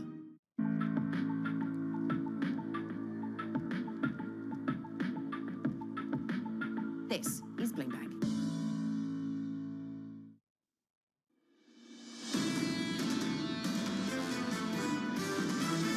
We today uphold our solemn responsibility to ensure that everyone stands equal before the law. The only crime that I have committed is to fearlessly defend our nation from those who seek to destroy it. Under New York state law, it is a felony to falsify business records with intent to defraud and an intent to conceal another crime. That is exactly what this case is about. This fake case was brought only to interfere with the upcoming 2024 election, and it should be dropped immediately. This is Bloomberg Surveillance, Early Edition, with Anna Edwards and Matt Miller. It's 10 a.m. in London, 5 a.m. in New York, and 5 p.m. in Hong Kong. Our top stories today. Donald Trump denounces his indictment in New York as politically motivated. The former president spoke hours after pleading not guilty to 34 counts of falsifying business records. UBS holds its annual meeting in the wake of a historic takeover. Swiss regulators now say they considered putting Credit Suisse into bankruptcy. And Cleveland Fed President Loretta Mester says rates should rise above 5% and stay there for some time to push down inflation. Welcome to Bloomberg Surveillance, the early edition. I'm Danny Berger in London, in for Anna Edwards. Matt Miller is in New York. And Matt, we got a whole lot to get through this morning. We're still assessing the fallout of that historic court appearance in AGM. And for the sake of these markets, finally some breathing room on the jobs front. Yeah, absolutely.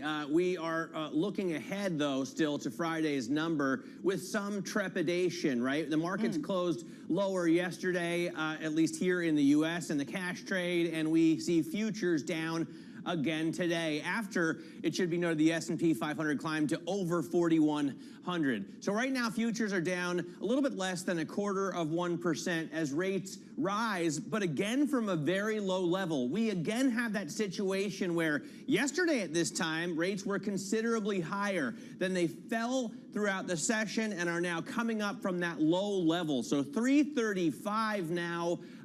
We have seen a continued sinking of rates, at least at the 10-year level, and shrinking of the inversion of the 2s, 10s. So take a look at NYMEX crude. It hasn't really moved since The jump that we got on Monday following the surprise OPEC Plus cut on Sunday, it's held relatively stable between $80 and $81 a barrel for WTI, Brent around $85 or $86. You haven't seen a lot of movement there, and we haven't seen a lot of movement around Bitcoin either. It's been hovering around the $28,000 level. It rose up to about $28,800. It has been down below 28 in the high 27s, but right now it's holding at 28,545. That's digital gold, and the real movement, I think, in terms of global markets is in the actual metal stuff. And Danny, I know you're going to hit on that in 1 second. I want to get to some big moves in Asia. Not the broader index, the Asia Pacific index down about 0.5%, but it's really the Kiwi, the New Zealand dollar, that's interesting right now. It's gained some strength against the US dollar after a surprise rate hike by the RBNZ, up 50 basis points, and that's a space to watch, especially after we saw the RBA pause yesterday, because they're in that same sort of commodities pocket, but with very different policies. The Nikkei closed down more than 1 2/3%, so pretty big drop for Japanese stocks as the US dollar loses some ground against the yen. Danny, what are you seeing in Europe? Most regional benchmarks are moving lower, Matt, not with a lot of conviction. It goes to what you said, we have jobs on Friday, but remember, equity markets, and actually all of European markets except for FX, will be closed. We know what can happen in the space of a normal weekend. What could happen in the space of a long weekend? Perhaps that's not an environment that you'd want to be taking risk into Thursday and into the close on Friday, before Friday, I should say. The only market that's doing better are FTSE 100 stocks, up 0.2%. A lot of precious metal miners are there, and Matt, as you mentioned, gold is doing better after yesterday, so perhaps that's an impetus behind that. Autos, one of the sectors underperforming, so the DAX is underperforming as you'd suspect. So overall, the Europe Stock 600 is down 0.2%. Sterling takes a dip from its highest level since June. The UK Treasury is set to appoint, or at least announce who they will appoint as a new member to the BOE in this week. Tenreiro steps down in the summertime, so that will be her replacement. We did also have the leading institute saying that they don't believe Germany will be entering a recession this winter. Does that mean the ECB can continue with their path of hiking rates? That's what bond traders are voting with their wallets this morning. Selling German bonds, a 2-year is up another 7 basis points. And Matt, here's what you mentioned, gold. Not a lot of action this morning. The bulk of this move was yesterday after jolts fell to the lowest level since 2021. That meant a weaker dollar, and it meant gold could finally take off, reaching its highest level in 13 months. We're now around $30 away from an all-time high. And Matt, I know I stole this from my Europe board. Here's my justification. Just down the street at Threadneedle Street below the BOE, they store tons of gold. In my mind, that makes it a European asset. It's the equivalent, I promise I looked this up just before the show, 4 statues of Liberty is the weight of the amount of gold underneath the streets, basically where I'm standing right now. Wow. I know we have a lot here as well under the federal or next door to the NYSE, but that's a lot, 4 statues of Liberty. Yeah. Very impressive. Yeah, your fun fact of the morning. Very impressive stat. People can use that in the city of London. Let's get back to the political, legal story that really hogged the spotlight yesterday. Donald Trump has denounced his indictment in New York as a politically motivated one, and he tried to link the case to grievances he has long deployed to hold sway over his supporters. The former president spoke at his estate in Florida hours after he pleaded not guilty to 34 counts of falsifying business records. Bloomberg's Kriti Gupta has been covering the developments for us all week. She's been, for the most part, down there outside the Manhattan DA's office.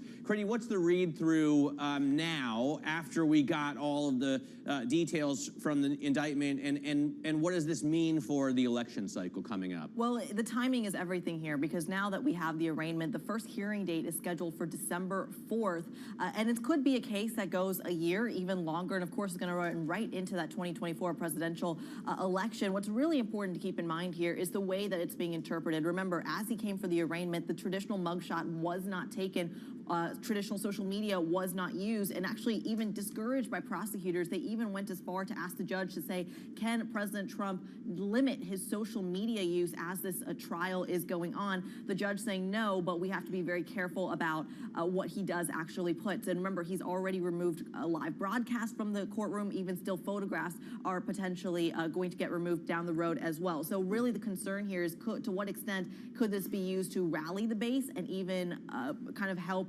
create a little bit of a campaign event, something that you really saw at 8:15 last night in Mar-a-Lago when he discussed this and used it as a way to rally his base.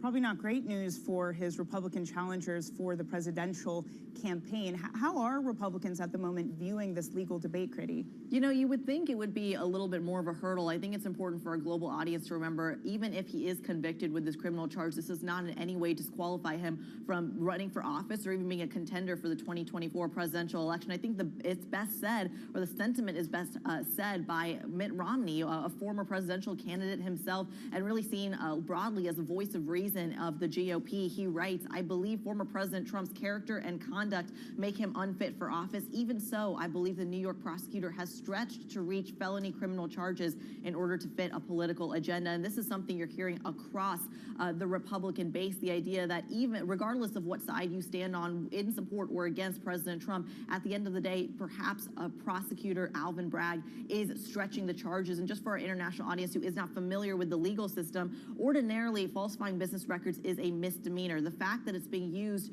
to obstruct a crime, allegedly, that's the part that takes it to a felony, and that's really the argument that the Trump's defense team is going to say is far-fetched and goes too far. All right, Kriti, thanks very much. Kriti Gupta covering this for us all week long. Let's get back to the markets and the banking story that won't seem to go away. UBS's annual general meeting is underway with a focus on the path ahead for the Swiss lender. UBS Chairman Colm Kelleher spoke on the takeover of Credit Suisse. This transaction is the first merger of two global systemically important banks. This is not in any way an easy deal to do and brings with it significant execution risk. Let's get to Bloomberg's Manus Cranny. He is in Basel, Switzerland, where he belongs. Manus, great to see you back on the case here. I think of the Swiss banks as really your domain. What do you make of this, and what was Kelleher's message? Kelleher's message, good to see you, by the way. Yeah, my spiritual home, Swiss banking. Kelleher's message, Irish-American, ran Morgan Stanley, saw you guys through thick and thin, he's here. This man had a message. It was to Switzerland. There's a huge amount of political angst here, social angst here. Take the polls. They don't want this deal. The public here just don't want this massive concentration risk. Kelleher's message was simple. This is for Switzerland. It's a new beginning, a new opportunity, and we are firmly embedded in Switzerland. But he also had a key message for the global shareholder. The roster, it's going to take 4 years to do this deal, and there's a huge amount of execution risk. This is the critical issue, Matt and Danny. There is a lot to play for in terms of putting this together. The culture, the climate, the risk-taking. It's a train that has left the station. The shape of the destination, TBC. Manus, what's been the message from shareholders in this? Well, inside there, Oliver's on the link inside. I don't have the shareholder narrative coming through my ear, but Oliver's sort of recounting to me.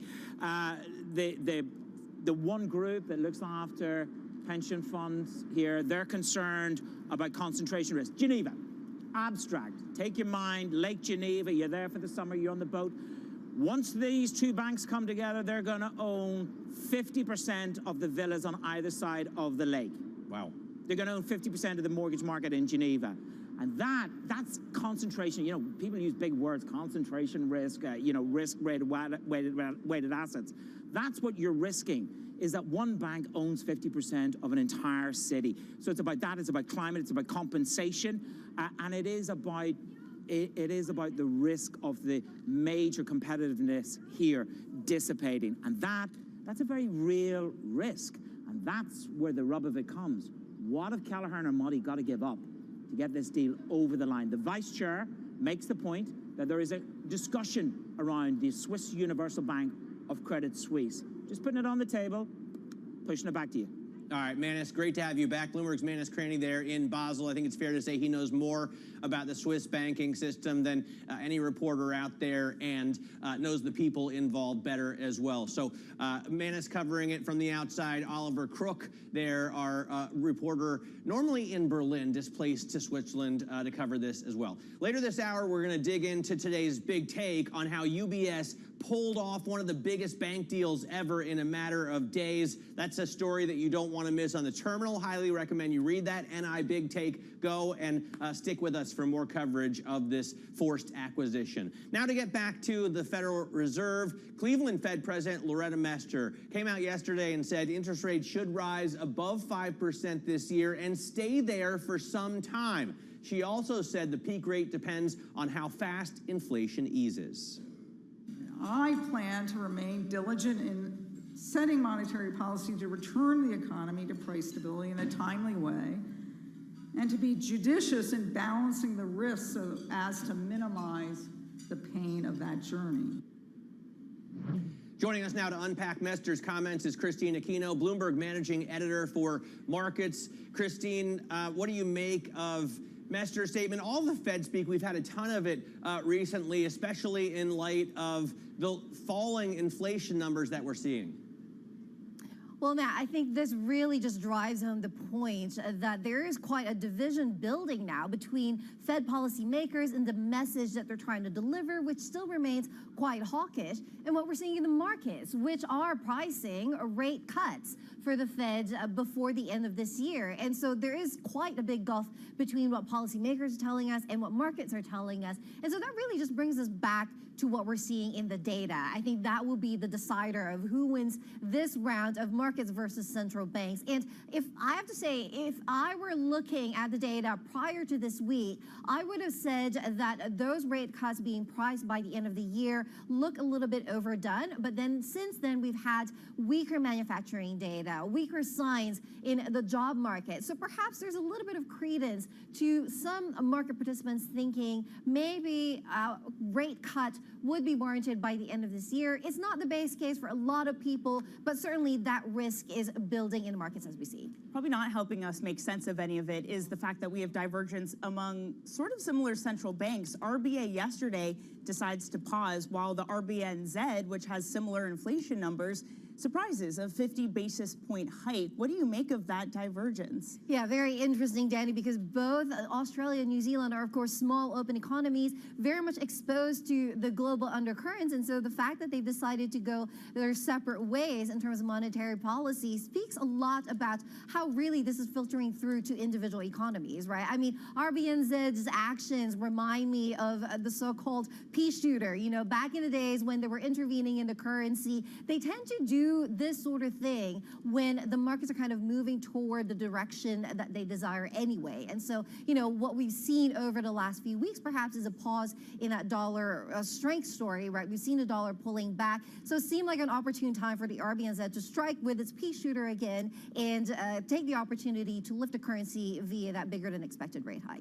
All right, Christine, thanks very much. Bloomberg's Christine Aquino there runs our MLive team and covers, obviously, all the central bank action that drives markets for us. Highly recommend you check out the blog MLIV Go on your Bloomberg terminal. Let's get a look now at some of the stocks we're watching in pre-market trading today. Johnson & Johnson is a big one. It's up 3% after agreeing to pay $8.9 billion to resolve all the cancer lawsuits tied to the talcum powder and talc-based powders that it makes or made, has now taken off the market. It's going to give Johnson & Johnson this settlement a fresh attempt to contain the liability concerned or connected to that. Inflarx received FDA emergency use authorization for its treatment of critically ill COVID-19 patients. The ticker IFRX, you can see it's up 12% in the pre-market this morning. It's a little-known name. Another name that you may not know, dLocal. It's a Uruguayan payment solutions company. It's based in Montevideo, but it's listed here on the NASDAQ, and it's a $5 billion company. It reported earnings per share for the fourth quarter that missed the average analyst estimate, and as a result, it's tanking down 14% in the pre-market. Danny?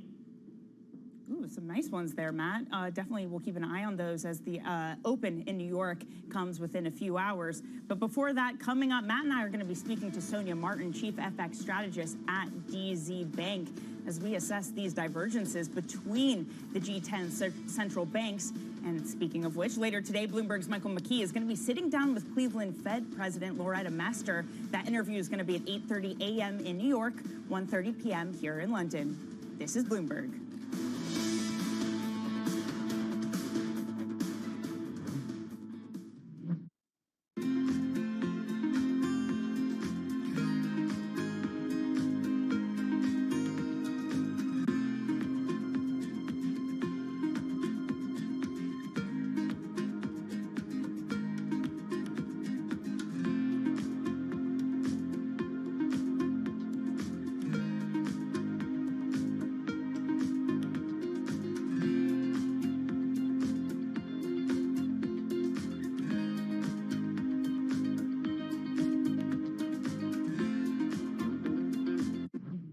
We had a long-standing presence here in Houston for the past, I would say, 20-some years, since the Compact merger. We bought a piece of land, we started building this building. And in doing so, we had to also recalibrate how we were building it because the pandemic hit us. And we thought about recreating a work environment that is very, very different, that is catered for this new structural way of working, which we call edge to office, where people don't always come to the office to work, can work remotely from their homes, their edges, but have to come back to the office for specific reasons, such as team meetings, customer meetings, and in general, collaboration. With regards to the hybrid work model, do you see that as something that will persist longer term when the pandemic is long gone? Yes, no question, this will persist.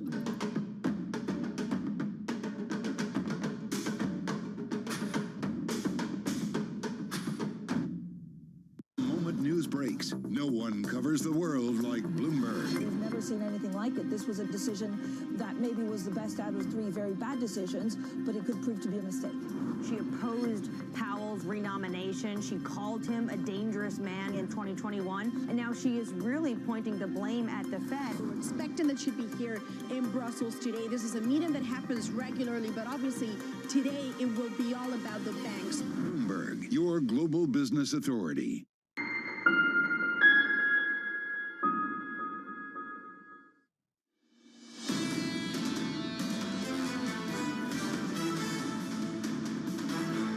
Welcome back to Bloomberg Surveillance. This is the early edition. I'm Matt Miller here in New York with Danny Berger out in London. Anna Edwards is off this week. I saw a great chart on the Bloomberg terminal this morning that shows cocoa bonds have come back to levels that we saw before the Credit Suisse failure and forced sale to UBS. Remember, these are the bonds that were driven down to zero in the wake of that takeover. Outside of Switzerland, you didn't have such serious covenants. Nonetheless, it looks like people threw the baby out with the bathwater, and maybe that panic has been resolved now as we put some time between us and that fateful weekend. Joining us to talk more about this is Phil Serafino. He is a Bloomberg's senior markets editor. And Phil, this just shows to me that we're putting this in some sense in the rearview mirror.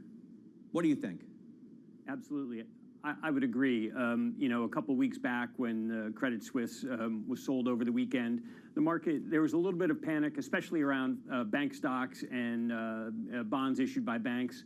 That has kind of receded a little bit. The market kind of has accepted that no other major institution is on the edge, and now it's sort of back to business as usual, which means, you know, as your previous guest, Christine, was mentioning, the market is hoping that the Fed will cut rates later this year, or certainly at least stop raising rates. And that's kind of what's been driving the equity market. The market hasn't really gone anywhere for the past couple weeks because people are just waiting to see what, you know, how far is the Fed going to go? Phil, does business as usual mean tech continues to outperform? Yeah, that's a great question. It's really amazing.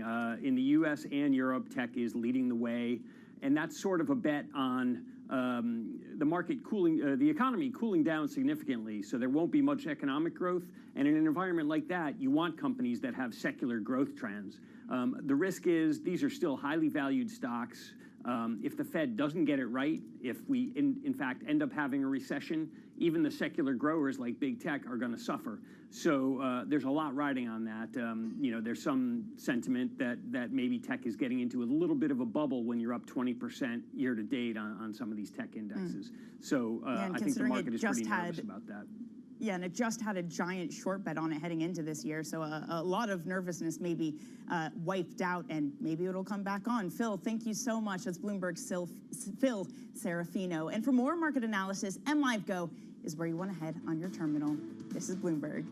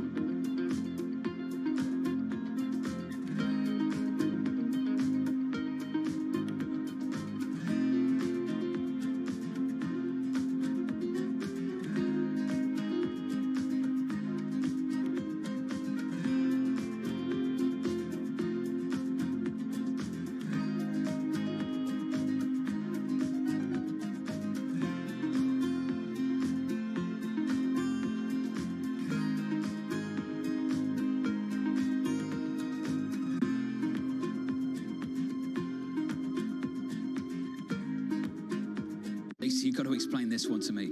What does it mean when the White House says we're watching markets carefully? It means they have a Bloomberg. I've seen the Bloomberg. They have. I've been in and seen it. Lots of Bloombergs. Lots of Bloomberg. Lots of Bloomberg. Lots of Bloomberg. Lots of Bloomberg. Lots of Bloomberg. I've seen the Bloomberg. I've seen the Bloomberg. I've seen the Bloomberg. I've seen the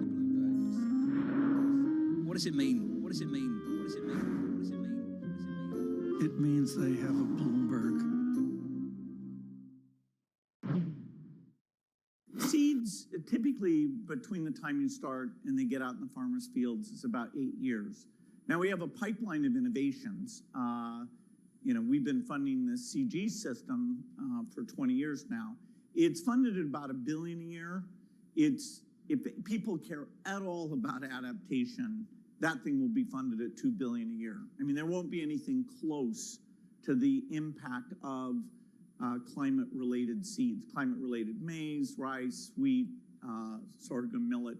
And thank goodness, because of human genetics, we know how to do the editing. Thank goodness, because of AI, we know how to find the alleles. Because of drones, we can measure stuff in the field. So there's huge advance in terms of how the whole seed ecosystem moves at full speed.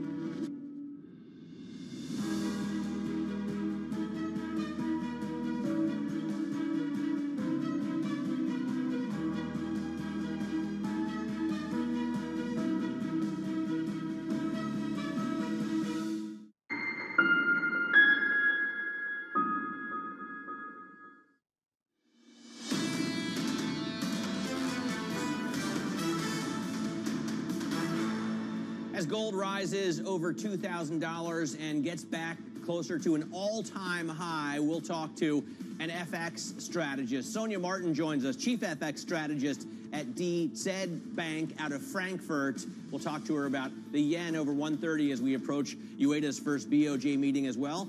That's coming up. This is Bloomberg.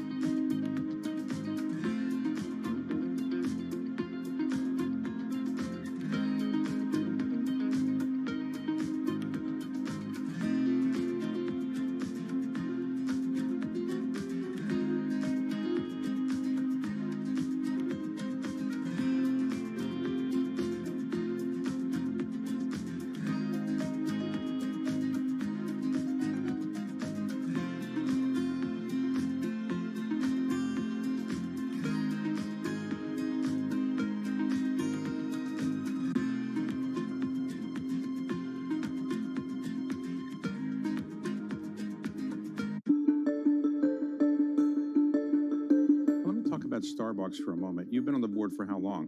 Wow, a long time, since 2006.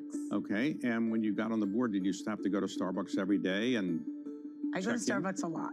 And yes. when you check in, do you have to wait in line like everybody else? Yes, I wait in line like everyone else. That's an important part of the process, to see how everything's working, how long it takes, what's happening in the store. I take pictures of the cases. I do all sorts of things when I go in now. So what's your favorite drink, can you say? Is that a state secret? I make a joke about this. So I like my coffee black like me. Okay. Now, Howard Schultz has been a mentor to you a bit.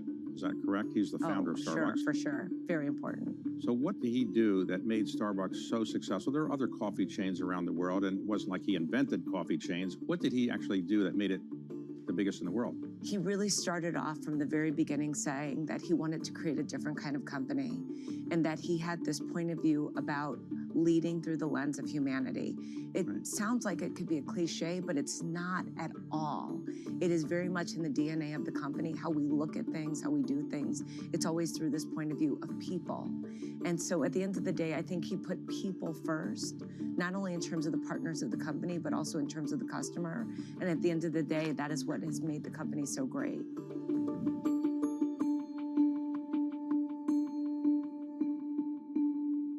Welcome back to Bloomberg Daybreak Europe. Good morning, good morning. This is Bloomberg Surveillance. Welcome to Bloomberg Markets, trying to open. This is Bloomberg Technology. Welcome to Balance of Power. This is Bloomberg. Why do the biggest names in business choose Bloomberg? That is a great question. It's a great question. Great question. Great question. Best question I get all night. Bloomberg, top experts, great questions.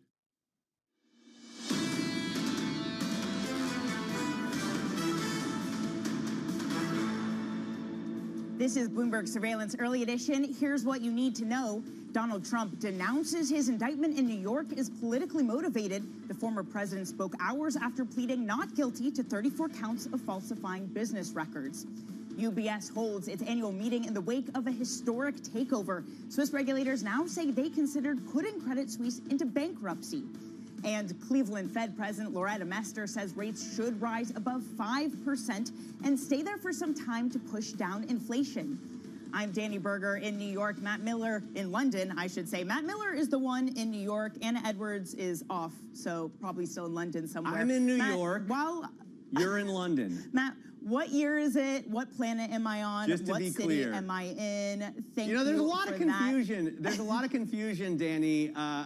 It's understandable. Let's take a look at what's going on in the markets. Thanks, Matt. First That's off, kind of you. U.S. market, U.S. futures, I should say, down right now about 0.25%. We finished lower in the cash trade yesterday, but notably, we're up over 4,100 on futures, and we were up over 4,100 on the cash trade as well on the benchmark index. So a relatively high level, I think it's fair to say, for stocks. The S&P is up, 7% year to date. The NASDAQ is up 20%. The NASDAQ 100 in a bull market, I should say, since its December lows. So we've come a long way, baby, is my point. 10-year yields continue to fall further. Okay, today, this moment, they're up 3 basis points, but that's because they fell so far yesterday. And we've seen this pattern over the last few days.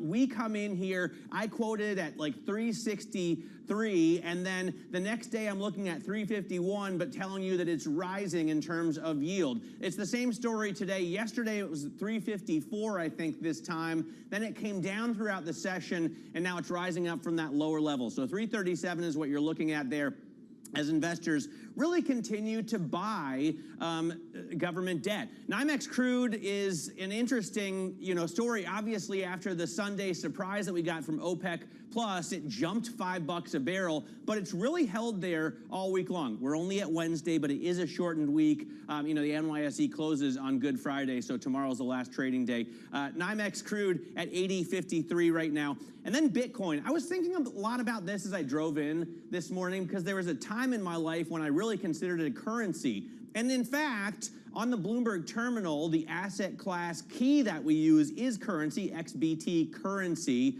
But I wish I hadn't spent a couple of Bitcoin on groceries in a beer in 2011 because now it would be worth so much more, right? Think about how many pints I could buy with 28,516. I'm going to go ahead and call it a store of value now, or at least a commodity of some sort, and you can send me the hate mails later. Take a look at what we're playing with in the pre-market this morning. J&J is really the big company to pay attention to. It came to a settlement, agreed to pay $8.9 billion to resolve all the cancer lawsuits tied to its talcum powder-based products. Now, that's a lot of money, and you'd think, ouch, that hurts, but at least they're able to put it in the rearview mirror, and as a result, the stock is up more than 3% in the pre-market. You have InflaRx, which, you know, I highly recommend they change their name, but they did receive an FDA emergency use authorization for their treatment for critically ill COVID-19 patients. So InflaRx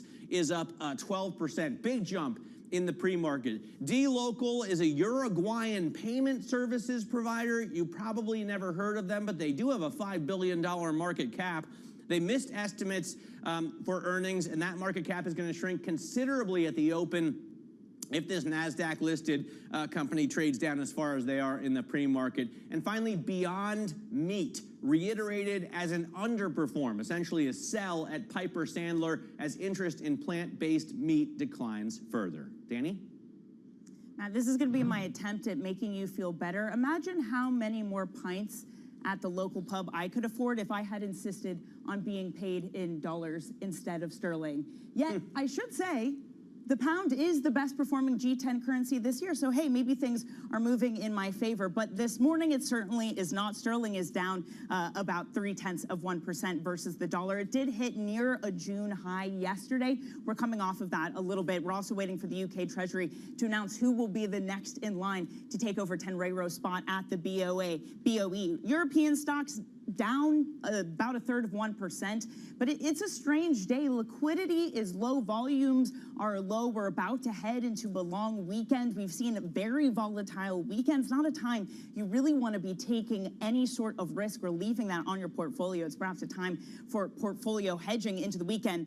Germany 2-year yields, those are up about 7 basis points following what's happening in the U.S., but we have seen Germany move more recently. That rate differential is growing because of the ECB's steadfast commitment to continue to hike and expectations that, hey, maybe this economy will be okay. The leading institutes say that they don't expect a recession from Germany this year, which we know when we started the energy crisis, that certainly was in the cards. People thought it was in the cards much sooner. Meanwhile, gold, Matt, I know you've got your eye on this one. We're finally back above $2,000. We are at the highest level in 13 months. We're just $30 away from an all-time high. Part of this is the bid to havens over the past month that we've seen since the banking crisis erupted, but what really got it going yesterday were those jobs figures. JOLTS falling to their lowest since 2021 job openings. That meant a weaker dollar, and it meant finally, Matt, gold could shine. Yeah, I think gold fascinates me, especially now, because I always worry what we're going to do when the cordyceps takes us all over. You know, I don't know if you watched The Last of Us, but when the fungus turns us into zombies. But will they accept gold? I don't think they'll. Yeah, well, I don't think that'll save us. That's the prepper idea. You know, that's the Ron Swanson base case that gold is the only thing you have to spend. The other thing is, I always connect gold to currencies as well because, again, the asset class key, XAU currency. Now, it's not really, obviously, you can't go to the grocery store and buy anything with gold, and most grocery stores don't take Bitcoin either. But I still want to put a question on this to an FX strategist. Sonia Martin joins us right now, Chief FX Strategist at DZ Bank. And Sonia, I'm sure you don't focus on these things, but it's interesting to see what people treat as, in a sense, safe haven assets. You know, gold is at $2,000. Bitcoin has risen considerably this year.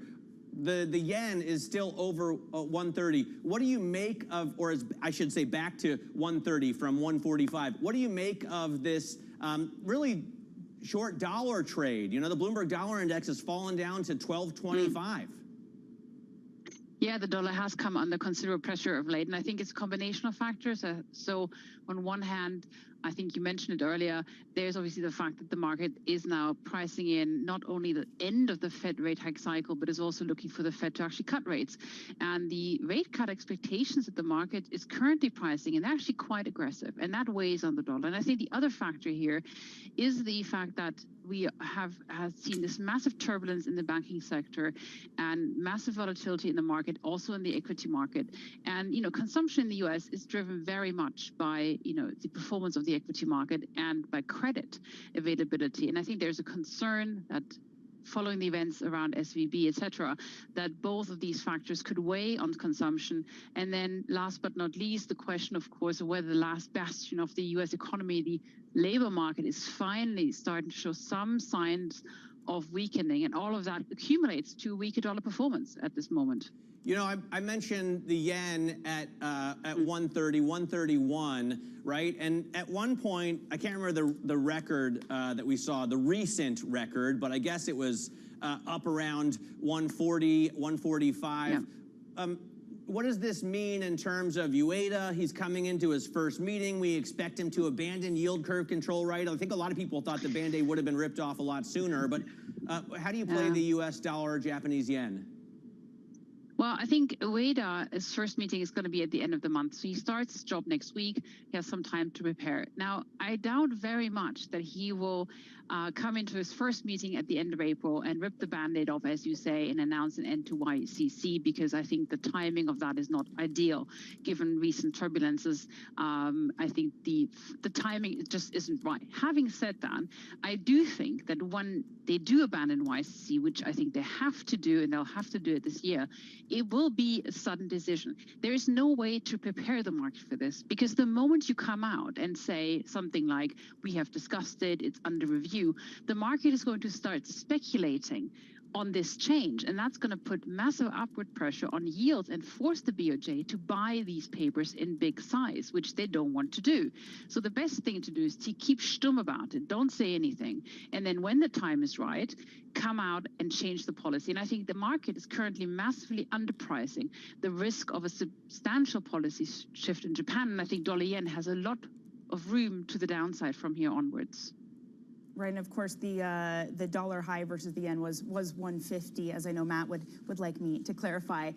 Sonia, I also was lamenting to Matt about the performance of sterling. Really, since I moved to the UK about 5 years ago, it has not been moving in my favor, but this year it has. I'm surprised every time I run WCRS on the terminal and see it the best performing G10 currency, despite bets that the Bank of England isn't going to be able to have an aggressive hiking cycle. What do you make of that?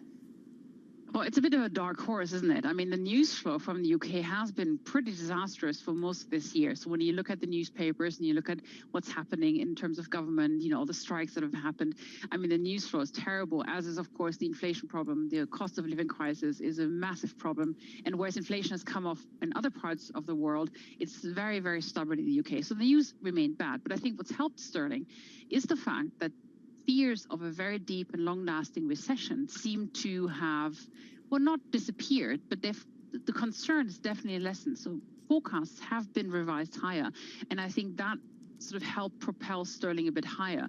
Having said that, I mean, the outlook remains pretty grim. So I'm not optimistic here. I mean, I'm surprised that we're at, 124. I don't see this going to 130, Sonia, just quickly here, this Friday, it's going to be equity markets closed, a half day for the American bond market. We're going to get jobs numbers. The only thing trading is your world of FX. How do you gear up for a day like that? With very good stop loss orders and protection in place, because it's going to all play out at the beginning of next week, really. So when the people come back and then we'll assess what the numbers are. Having said that, I think that it would probably have to be something below 100,000 to really, really, really move the market, on that side of the equation. Hey, Sonia, good luck to you on that day. I'm sorry to say I'll probably be posted up at a pub somewhere all day, so my thoughts will be out to you. Sonia Martin there. Thanks for joining us of DZ Bank. Now, coming up, Donald Trump denounces his indictment in New York as politically motivated. We're going to have more for you on what that means for the 2024 election. This is Bloomberg.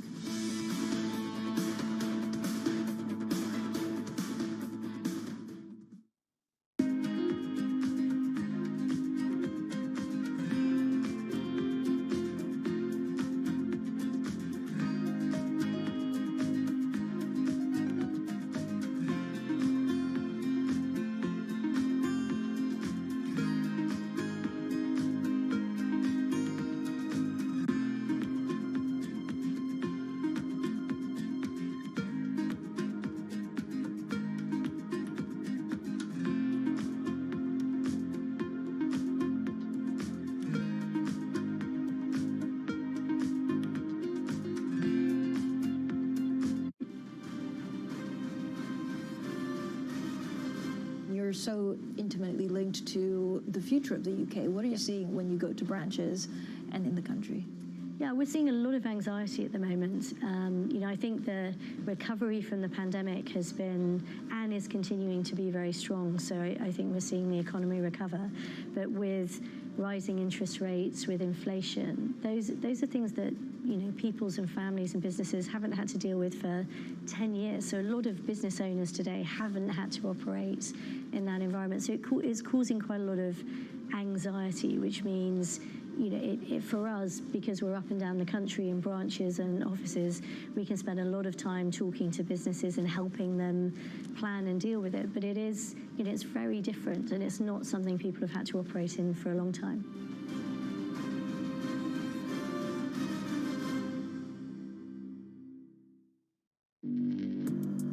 Access the financial world on demand. Hear from leading economists, policymakers, and industry experts via live and on-demand webinars, only from Bloomberg. Start exploring to see what's moving the markets. Visit Bloomberg.com/webinars.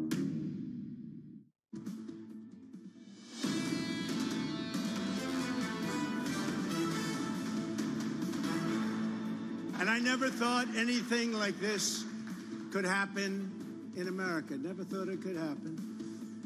The only crime that I have committed is to fearlessly defend our nation from those who seek to destroy it. Former President Donald Trump speaking at his estate in Florida hours after he pleaded not guilty to 34 counts of falsifying business records. Trump assailed his indictment as politically motivated, and he tried to link the case to grievances he has long deployed to hold sway over his supporters. Joining us now is Kevin Whitelaw. He's a Bloomberg editor who's covered Washington for 25 years. Kevin, great to get your take on this. Yesterday seemed kind of breathless, the coverage of this. It was reminiscent of the O.J. chase. We were watching Trump's private jet as it took off out of Florida and his motorcade as it traveled around Manhattan.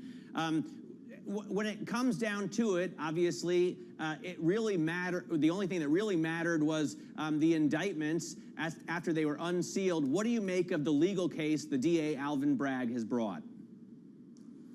Well, it's going to be really interesting to watch how this plays out. The basic charges, I think, are laid out pretty cleanly in a set of documents and checks that were written and other testimony that's out there about falsifying business records. And this has to do with payments that were made to a porn star that he allegedly had an affair with. I think what makes this complicated is that these are normally misdemeanor charges. That means a lesser kind of charge, but they're charged as felonies because of allegations that this was connected more broadly to Trump's efforts to get himself elected. So it gets into sort of campaign finance law and allegations of wrongdoing on that end. That's a more complicated case to make, and I think that's where the charges from Trump supporters that this is politically motivated might have a chance to get some amount of credence from outsiders. Having said that, Trump remains an extremely polarizing figure. So almost all the reaction out of this was entirely predictable in terms of the supporters of Trump decrying it as a political use of the justice system, and all of Trump's critics and opponents basically sort of applauding it and enjoying a moment of catharsis. Well, his next court date isn't until December 4th, at least when he has to appear in person, Kevin. It is such a long way away. And at the same time, December, that's when we're really going to be getting into the swing of 2024 campaigning. How does a Republican opponent of Trump deal with that? Well, I mean, it's actually a real problem for all of his opponents because, they all have to, they're all, so far at least, showing some amount of criticism of the prosecutor. Almost all of them have suggested that this is politically motivated in some way or another. So even the ones who have been Trump skeptics or are planning to run against him are finding that they have to essentially side with Trump's arguments on this.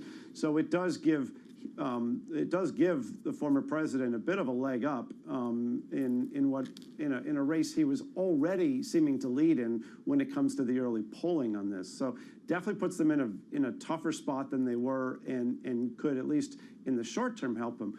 What's less clear to me is that it's going to help him much in sort of a general election setup. I'm not really sure that this does all that much to sway sort of middle of the road voters sort of on his side. The allegations are reasonably unseemly, and I think it's really important to remember that there are several other legal investigations, both at the federal level and at the state level in other states, that are ongoing into Donald Trump and his activities. Those could actually result in even more serious charges, depending on how those play out. The timeline on those, though, is wildly unclear, and the closer it gets to an election, again, the chance of the risk of this looking political grows too. Yeah, we're really just at the start of things here. Kevin, thank you so much. That's Bloomberg's Kevin Whitelaw. Coming up, UBS pulled off one of the biggest bank deals ever in just a matter of days, but the groundwork had been laid for years. That's the subject of today's Big Take. We'll have more on that ahead. This is Bloomberg.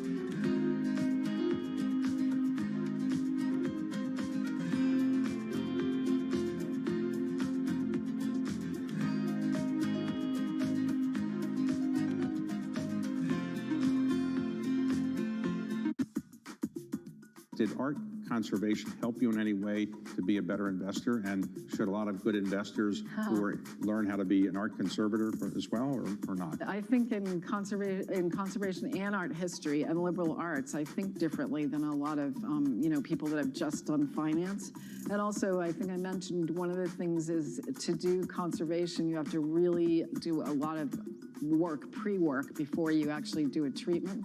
And so a lot of that pre-work is very similar to what I do in due diligence for investments. Lots of testing, lots of thinking about what could go wrong, lots of research. When I was an art historian, that was in the old days before the internet, but you'd sit in the stacks and you'd pull one thing in a bibliography on this and you'd sort of, like a mosaic theory, put all these things together.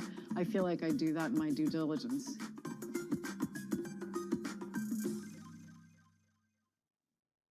Our studios in New York and San Francisco, our expert hosts have the data and analysis about the companies you know and the startups to watch, plus the interviews you don't want to miss. Watch Caroline Hyde and Ed Ludlow on Bloomberg Technology, the only daily business show dedicated to tech, right in the middle of the trading action. 12 p.m. on the East Coast, 9 a.m. in the West, only on Bloomberg Television, your global business authority. Get your fixed income fix. Watch Bloomberg Real Yield every Friday at 1 p.m. Eastern, right here on Bloomberg, your global business authority.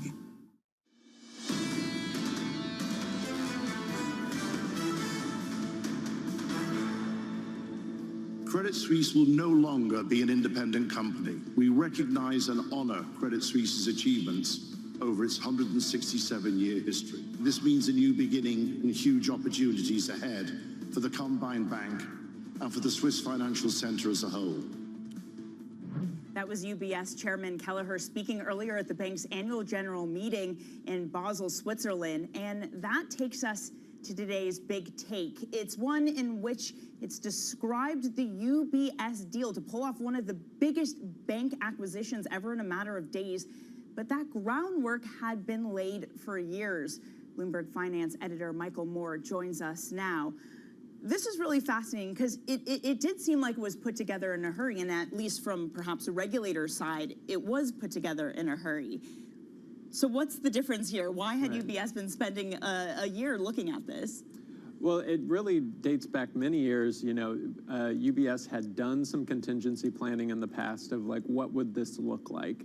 And then Kelleher, early this year, you know, he saw Credit Suisse's situation and saw the likelihood was higher that something, you know, might happen.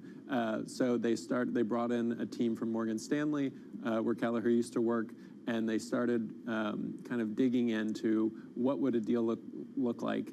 And, you know, that allowed them to move very quickly when, in a matter of days, Credit Suisse unraveled. How does the market judge this purchase? I mean, we say, you know, forced takeover, and obviously there will be a flurry of lawsuits, and AT1s were written down to zero. But in the end, for UBS, was it a gift? Is it a windfall? Is this a jackpot? Mm-hmm. I think, you know, it's a very cheap price. You know, by compared to the book value, it's 5 cents on the dollar.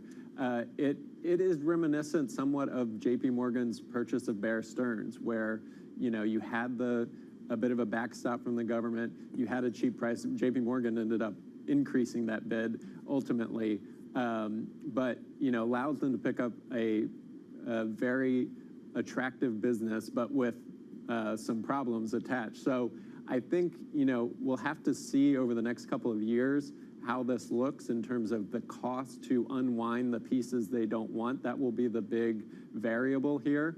But certainly they have a lot of downside protection with the fact that the AT1s were written off and that they have this government backstop for the non-core losses. But effectively what happens is you have this Swiss behemoth, the kind of one bank to rule them all. It just means less competition in the markets. Do regulators then turn around and say, actually, UBS, you need to start spinning off some assets. You're just too big now. Yeah, and that's something that came up at that initial press conference after the deal of would they need to spin off the Swiss unit. UBS would like to keep that unit. They argue that domestically, you know, they're bigger among the large corporates, but there are enough smaller banks that on a retail basis, they're not too dominant. But that is going to be a political issue. It's already gaining attention in Switzerland. But I think, you know, globally, the big challenges are to merge these wealth businesses and to wind down the pieces of the investment bank that they don't want. And Kelleher has done those things before in Morgan Stanley. Morgan Stanley had to merge two wealth businesses. They had to fix the investment bank. Kelleher was in charge of fixing the problem trading business. So he has done this before. He knows the playbook here. All right, Michael, thank you very much. That's Bloomberg's Michael Moore. And Matt, FINMA officials were talking earlier saying, hey, look, it's smaller than pre-2008, the new UBS. I'm not sure that's the corollary you want to be making these days. Yeah, no, that's the terrifying parallel, and hopefully we've calmed down a little. That's it for Early Edition. The OG surveillance is up next with Lisa, John, and Tom. This is Bloomberg.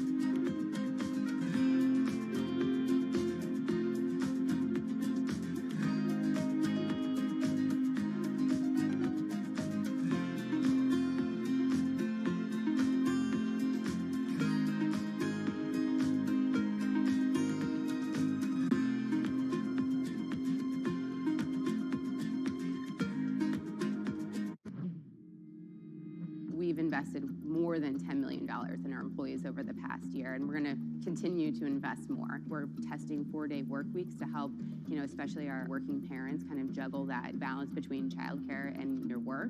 I know I deal with that all the time. This is really a people-first company.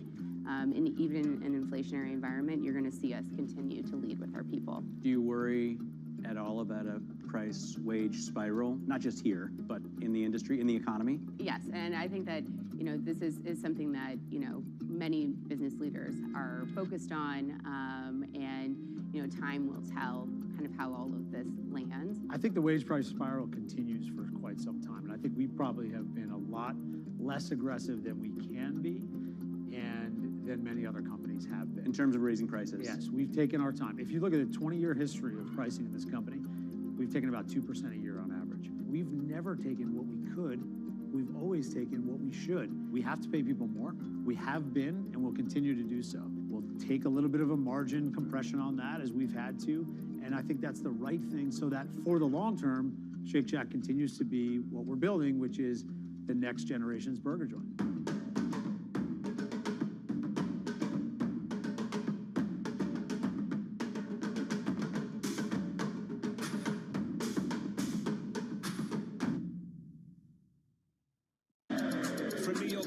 London, in Sydney, from Washington, in Tokyo, 9 a.m. in Beijing and Shanghai. Good morning, everyone. Have a great evening. Here's what I'm watching. You do not want to miss this Is story. there the kind of upside?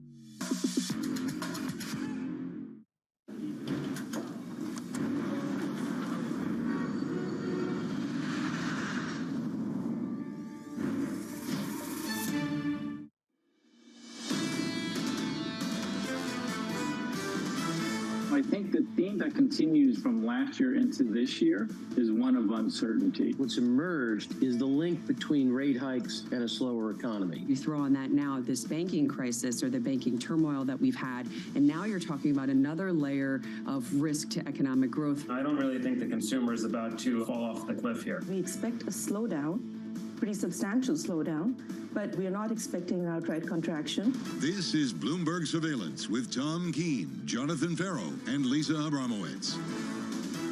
What a decade last quarter was. What a year the last few days have been. Live from New York City this morning. Good morning. Good morning.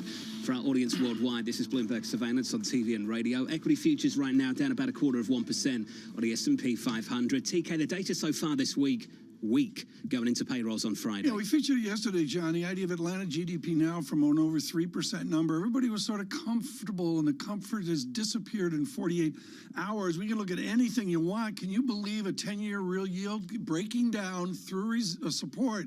Can you believe a 10-year real yield under 1%? We're not there yet, but that's indicative of the growth slowdown. Well, let's take the nominal yield at the front end of the curve on a 2-year, shifting lower. Lisa, through the week so far, off the back of that weaker than expected data. The interesting thing to me is, yes, you're seeing the yield space very much retrace back to the lows that we saw during the peak of some of the banking concerns, but stocks are not responding with a lift. Typically, you get a lift when you think that the Fed is going to be cutting rates, or if you think that there's going to be softer economic data.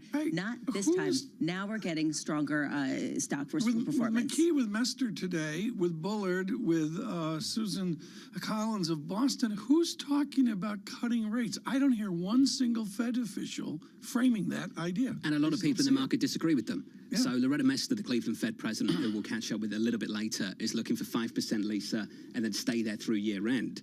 Ultimately, a lot of people in this market don't think they get there. To your point, though, and I think it's a really important one. For much of the year, on and off, start of the year and the last couple of weeks, we've been pricing in cuts, and that's just good stuff.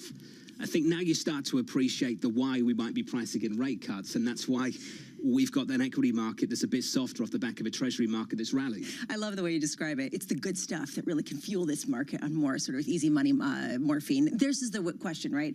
Are we reaching the point that everyone's been waiting for? The Mike Wilsons of the world saying that softer economic data will bleed into lower earnings. Are we starting to see that shift? Too soon to say. That said, I think that one big question is the Fed credibility, because as you say, Loretta Mester talking 5%, holding it, and the market saying, we just think you're wrong. And we're going to continue with our conviction. Not all rate cuts are created equally. I think we've said that a few times on this program over the last 12 months or so. It's not just about whether you get rate cuts, it's why you might get rate cuts, Tom. And based on the data so far this week, I think that's 5 consecutive months that we've had the ISM sub 50 in contraction territory. Yeah, you weren't here, and I featured it, John. The way you look at the ISM is really the first clarion call of the month. I have to admit there has been adjustment here to a growth slowdown. But where I haven't seen it is the confusion of the U.S. dollar. I know we're going to lead off with that in this hour, but I need some signals from the currency market, and I'm really not getting them yet in Technicolor. Is this a politics-free zone this morning?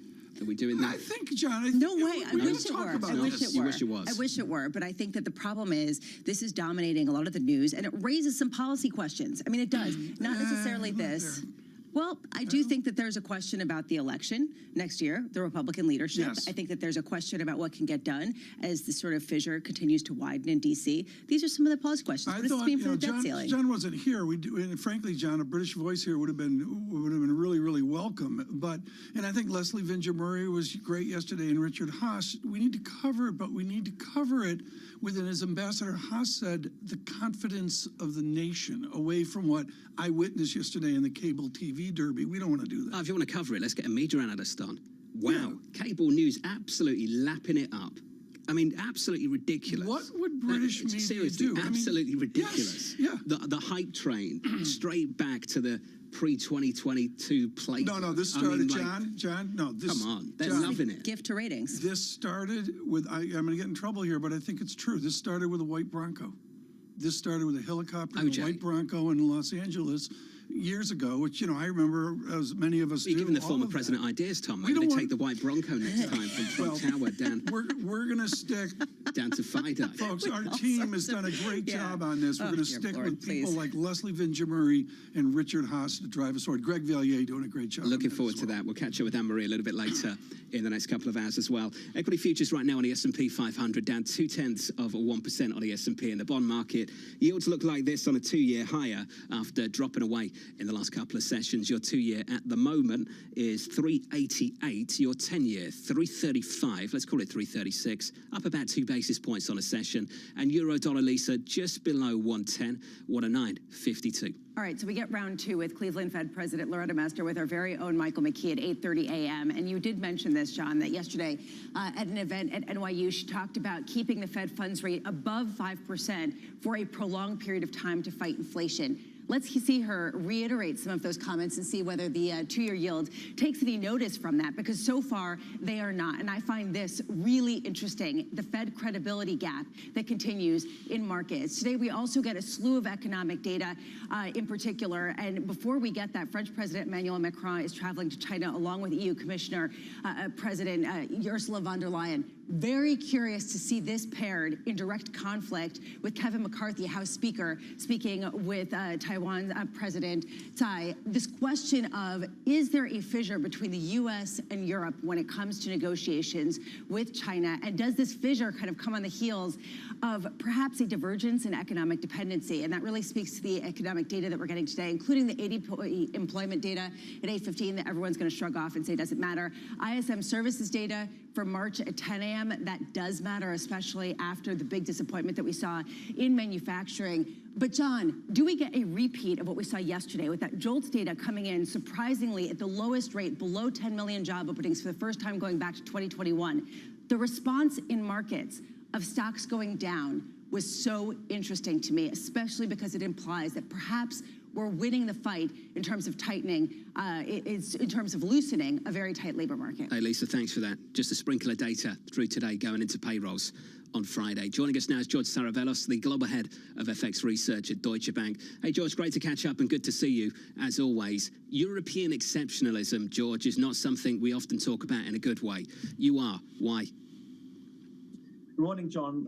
So I think this discussion around the labor market, which Lisa mentioned before, is absolutely critical in establishing that divergence. And if you look at the US, wages have been moving down now pretty consistently for the last few months. Some of the underlying key indicators we've identified, such as the quit rate, has been coming down. And in contrast, if you look at what's going on in Europe, wages are accelerating. The latest data batch we had doesn't get much publicity, but it was up at 5%. So you're now in a situation where the European labor market is actually tighter than the US. And the last time that happened, ECB rates were above the Fed. And I don't think that's something that's yet fully accommodated in market pricing, so to speak, but it's obviously very, very relevant. George, the dynamics right now are extraordinary. I went back and forth with Mohammed El-Arian this morning on New Zealand with a 50 beep lift. It was a 3.1 standard deviation jump, strong New Zealand dollar versus the Australian dollar. It seems like there's dynamics out there beginning to happen. The cliche is race to the bottom. What does a new race look like when we look at nations that are forced to raise interest rates? So I think the market is very connection lost, embedded, so to speak, with this dollar smile framework, where if the economy is slowing, the dollar has to do well because generally it tends to do well in risk aversion. But this is an extremely unusual cycle where if you think about last year, you had dollar exceptionalism in that all the countries outside of the US suffered from the energy shock, the China shutdown, and these are now reversing. And I think precisely because of that reason, we're now seeing reverse divergence, so to speak. And we're in a position where the Fed will be first in the eventual easing cycle. We don't know when, but we have relatively high confidence that that's the case because there's a few things happening in the US that are quite different to the rest of the world. I mentioned the labor market, which has started to ease, and that's definitely good news. But we also have to look at fiscal policy. And I think when people try and predict where Fed funds are going to be in 6 months or 12 months' time, it's impossible to make that prediction without knowing what's going to happen around the debt ceiling. And historically, if you look at periods of divided government with these debt ceiling negotiations, they've led to big fiscal tightenings in the US. The last time it happened, the Fed actually did Operation Twist. So we have to look at that as a major risk over the summer, specifically for the US, while in the rest of the world, you're seeing de facto fiscal easing because energy prices are coming off very sharply. And I think that's what's leading to these divergent central bank behaviors. A lot of people disagree with you, George, in terms of just how far ahead in terms of economic positive surprises Europe is than the U.S., which is the reason why you see perhaps the potential for a lot more dollar weakness given the lack of pricing. How weak could the dollar get versus the euro later this year if what you expect to come to pass will? So I always like to invoke the so-called 10 big figure rule for the euro. And historically, if you go back since 1999, since the euro's inception, the narrowest range the euro has done for a year is at least 10 big figures. And that is in a very low volatility environment. So in a normal year, we should be doing at least 15 big figures. So implicit in our forecast is essentially a 105, 120 range. If we cannot break 105 to the downside, it must mean, I think, by extension, if history is anything to go by, that the euro will have to enter into a 110, 120 range. And at the end of the day, if you take a step back, rate differentials are back to where they were this time 18 months ago. Energy prices have completely reversed. And back then, the euro was above 115. So it sounds like a large move, but if a lot of the moves from last year are reversing, and if anything, pointing to significantly tighter ECB policy versus the Fed, I think it's entirely possible. Just to frame your call, George, are you saying the high of the year becomes the floor of the range from here onwards? If 105 is the low of the year, which I think is very possible, it must mean it is indeed the floor. And then by extension, if you start thinking fairly simplistically, 10 big figures, that will make 105, 115. But again, even that is too narrow. Okay, George, good to catch up. Thanks for being with us, George Saravelos there of Deutsche Bank. 110.33, the high of the year. We're just below those levels right now on the euro, going into payrolls on Friday. Have we announced our payrolls lineup yet? Have we done that? Have you done that earlier this week? You didn't do that? No, we haven't done that. It felt really far away for some reason. That's like, Just I agree with days away. Don't know. It's like forever away. You know, we've got the IMF distraction coming up here with what we're going to do tomorrow. But you're distracted by that. No one else is. But I'm sorry, you're right, John. And this is Jobs Day is not a small matter. So we've got some special programming. I believe that special programming starts at 7 a.m. Eastern time. It goes through to 10. I hope it does, because that's when I'm going to arrive for work. Mohammed El-Arian's going to be with us in the studio. I'm learning. That's very cool. When is this? That's going to be on Friday. On Friday. So Mohammed's going to be with us in the studio to break down that jobs number. Very good. Looking forward to it. This is our team meeting. This is the promo. This is the team meeting also. Yeah. Maybe we can make a graphic and make it really special. Dougie Chowdhury of BlackRock in the next hour. Futures down 0.2%. Good to have the group back together, keeping you up to date with news from around the world with the first word. I'm Lisa Mateo. Donald Trump has denounced his indictment in New York as politically motivated, and he tried to link the case to grievances he has long deployed to hold sway over his supporters. The former president spoke at his estate in Florida hours after he pleaded not guilty to 34 counts of falsifying business records. Taiwan calls President Tsai Ing-wen's meeting with House Speaker Kevin McCarthy in the U.S. a rare opportunity. It may also lead to renewed military tension around the island. Tsai meets with McCarthy and other members of Congress today at the Reagan Library in Los Angeles. China has threatened an unspecified response. Voters in Chicago have elected progressive Brandon Johnson to be their next mayor.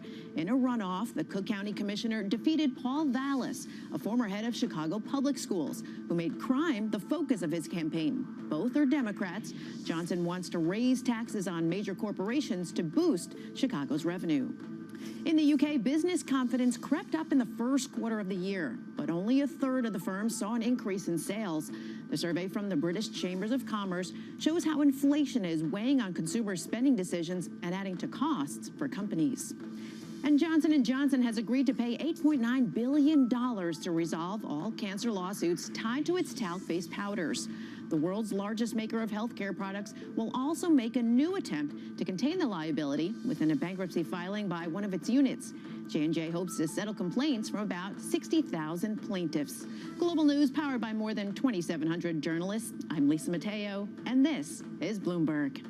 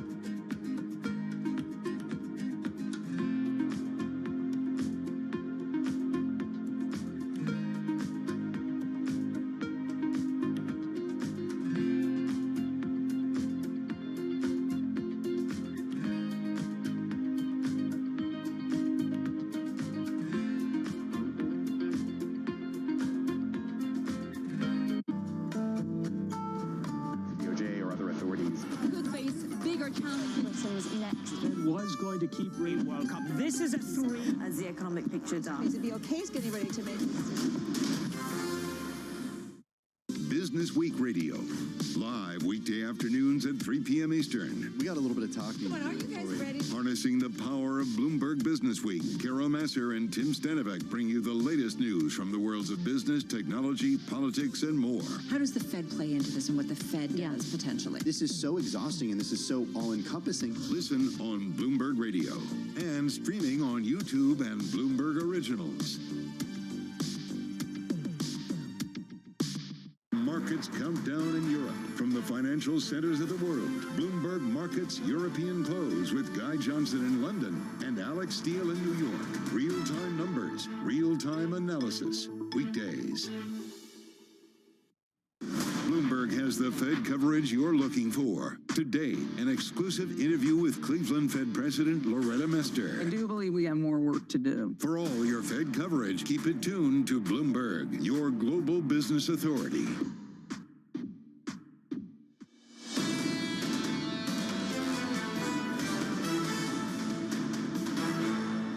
Donald Trump, executives at the publishing company American Media Incorporated, Mr. Cohen, and others agreed in 2015 to a catch-and-kill scheme. That is, a scheme to buy and suppress negative information to help Mr. Trump's chance of winning the election. The only crime that I have committed is to fearlessly defend our nation from those who seek to destroy it. That was the legal drama of yesterday. The Manhattan District Attorney, Alvin Bragg, the former President Donald Trump, responding to the indictment against him in remarks last night from Mar-a-Lago, Florida. Live from New York City this morning. Good morning to you. Equity futures right now on the S&P 500, negative 0.2%. Lisa's gone through the data in the day ahead for you a little bit later this morning. The ADP job change that you say that you don't care about and then trade on. We'll do that in about 2 hours' time. Then on to the ISM Services Index after the ISM manufacturing number came in weaker than expected. 5 consecutive months sub 50. That's the soft economic data that some of you were expecting. Then a little bit later, of course, might be key catching up with the Cleveland Fed president. Looking forward to that, Tom. With your 10-year this morning higher by a couple of basis points. Because you mentioned maybe the view here of Mester of Cleveland, who's expert at the math of it all, is 5%, then pause.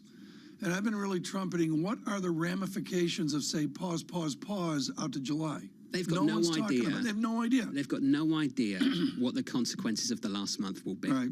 And I don't think many other people have either. And we're about to find out. Now, we've been talking about long and variable lags of higher interest rates. We need to talk about long and variable lags of banking shocks. How quickly, Lisa, does that come through into the economic data? And people are thinking that maybe the May 8th survey that everyone's anticipating, that senior loan officer survey, isn't going to necessarily reveal that. We talked about banking crisis over, but if you looked yesterday at the KBW Bank Index, it saw a pretty significant decline. And Western Alliance came out, this is sort of a peripheral story, didn't give assurance that it was seeing stability in deposits. So again, can we really call this over at a time when there still is so much uncertainty? We've got to get to our guest here, but I think it's just so important to overlay this with a burgeoning discussion on CRE, commercial real estate. I don't think for the banks it's just about stupidity in Silicon Valley. We've moved beyond that. It's a drip feed of bad news on that front. Yeah, drip feed is the right way to put it. Let's do this now. We're going to encapsulate what you saw yesterday, an historic moment for the United States of America, watched from abroad as well. John Lieber, hugely qualified to discuss this with Ian Bremmer's Eurasia Group. Mr. Lieber is out of the Tufts Combine, I should say, and has had much service for the nation, including working with Senator McConnell of Kentucky. John, I want to encapsulate this and bring it forward. And within your research note, you talk about the storylines. If this is going to be a long trial, I'm using that as an amateur, how do the storylines change towards the primaries, towards that Labor Day of 2024 when it gets serious, and towards the election of 24? The challenge for every other Republican that they're facing is that Donald Trump continues to suck up all the oxygen in the room. And it's absolutely impossible to get traction against this guy. And we've seen this over the last couple of months. When he made his announcement in November, he was basically ignored, which created an opening for Ron DeSantis to start climbing in the polls. But as soon as he starts saying he's going to get indicted and he commands the headlines on a near daily basis, you see DeSantis slipping, and he looked pretty much unprepared for the types of attacks that President Trump was leveling against him. So this is going to make it real hard. It gives Trump a nearly daily platform for fundraising and for grabbing all the attention, which has been the key oxygen that supported his political career for years. I think of Barbara B. Conable of Western New York going into his good friend Dick Nixon and saying, "It's over." Is there a Barbara B. Conable out there to explain to the former president he has a diehard 30% of the electorate, or whatever the number is? You're better, John, than I am, but it's going to be really hard to get to 51% of the electorate. Where's Barbara B. Conable for 2023? Good news for President Trump is that he doesn't need to get 51% of the electorate in order to win the nomination and then win the presidency again. He can win Iowa, he can win some of the early primary states, and then a decent showing against a splintered field on a Super Tuesday in March of next year means that he could once again be the Republican nominee and have a shot at drawing another inside straight by winning the Electoral College, which, he lost the popular vote 2 times in a row, but he came real close to winning the Electoral College in 2020. He lost by about 44,000 votes across 3 states. That's a real tight election. And if I'm Trump, then I believe I've got a shot at making that magic come back again next year. John, given the fact that so many people have really pushed back against some of former President Trump's antics in his discussions, why is it that the rank and file of the Republican Party are getting behind him to such a degree, including even Senator Mitt Romney of Utah, who voted twice to impeach the former president? Yeah, I thought Romney's statement was really incredible and really shows you how weak these charges are. I mean, these are business record fraud charges that probably wouldn't be brought against anybody else if they weren't the former president. They're being brought by a progressive prosecutor in Manhattan. Those are Trump's talking points, which have the virtue of being true. They're in a venue that Trump lost to Joe Biden by over 50 points. So how can he expect to get a fair trial in this environment? And would these same charges be brought against other public figures or other politicians? And I think that, Mitt Romney looks at this and fairly says the answer is probably no. So one of the advantages Trump has here is that he has credible complaints. This is a political prosecution designed to make Biden stronger in the 2024 general election. And so other Republicans are rallying around that, which of course also demonstrates Trump's incredible strength and durability with the Republican base that they all need to appeal to. How much does this dovetail into policy implications, into a question of whether Republicans and Democrats can work together in D.C. to try to get a debt ceiling agreement passed, or possibly come up with new joint statements to partner with Europe? The only policy implications I see coming out of this is that it makes it slightly higher probability that you have President Kamala Harris sometime in the next 6 years, because this increases the odds that Biden is going to be reelected. He'll be 82 years old on Inauguration Day. And I hate to say it, but the life expectancy of an 82-year-old in America isn't that great, sadly enough.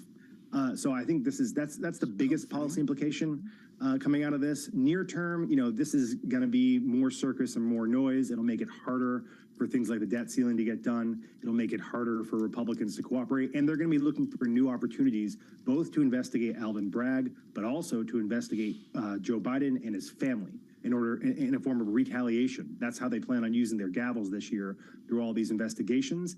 And that's what I would expect to see going forward. That was a depressing end to the conversation, John. It's usually how Lisa winds down conversations, Well, come on. Hey, you're going to pin that on me. Normally, I don't go full mortality, but there is that. Well, John did. Yeah, he did. And he also talked about Kamala Harris still being the vice president at that point. So, and then rising. He mentioned there's something that I just don't think gets repeated enough, and it was the idea of 3 states, the Electoral College, and 50,000 votes is being the true differential. And that's how Mr. Trump perceives the next go-around. There's no question about that. This is who Biden wants to run against, isn't it?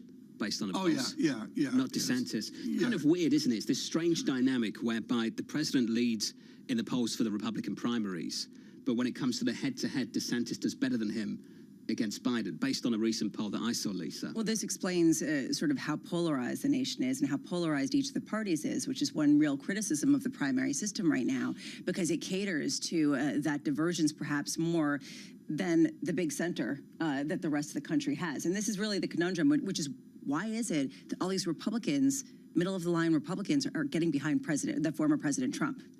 I'm going to ask a question. I'm going to sound like Tom. Forgive me. It's okay. Can you help this foreigner understand? Oh, my God. Why you vote for judges, why they campaign like an election, and they come out and they say, I want to do X, Y, Z, and vote for me. What's that about? Are you talking about Wisconsin? I'm thinking about New York. I'm thinking about this DA. I'm thinking about all of the above. There is... Okay, first of all, I'm not going to weigh in on the New York DA.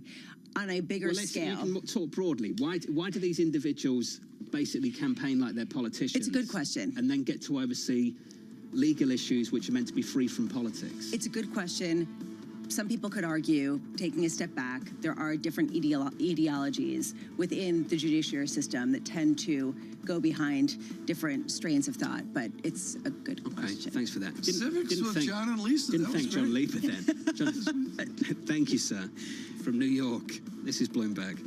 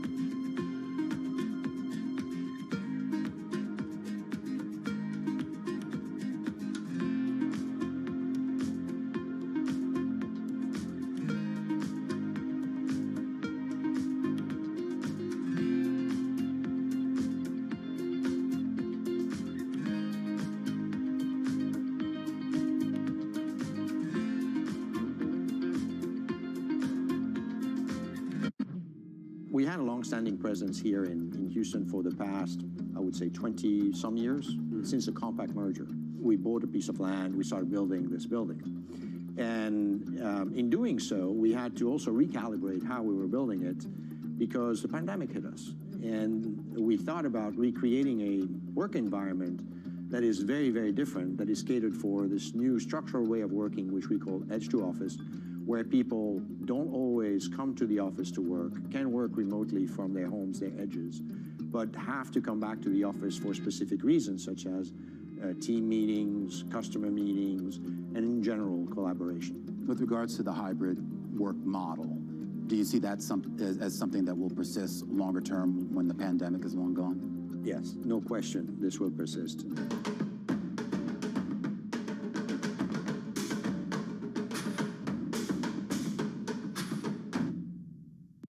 News breaks. No one covers the world like Bloomberg. We've never seen anything like it. This was a decision that maybe was the best out of 3 very bad decisions, but it could prove to be a mistake.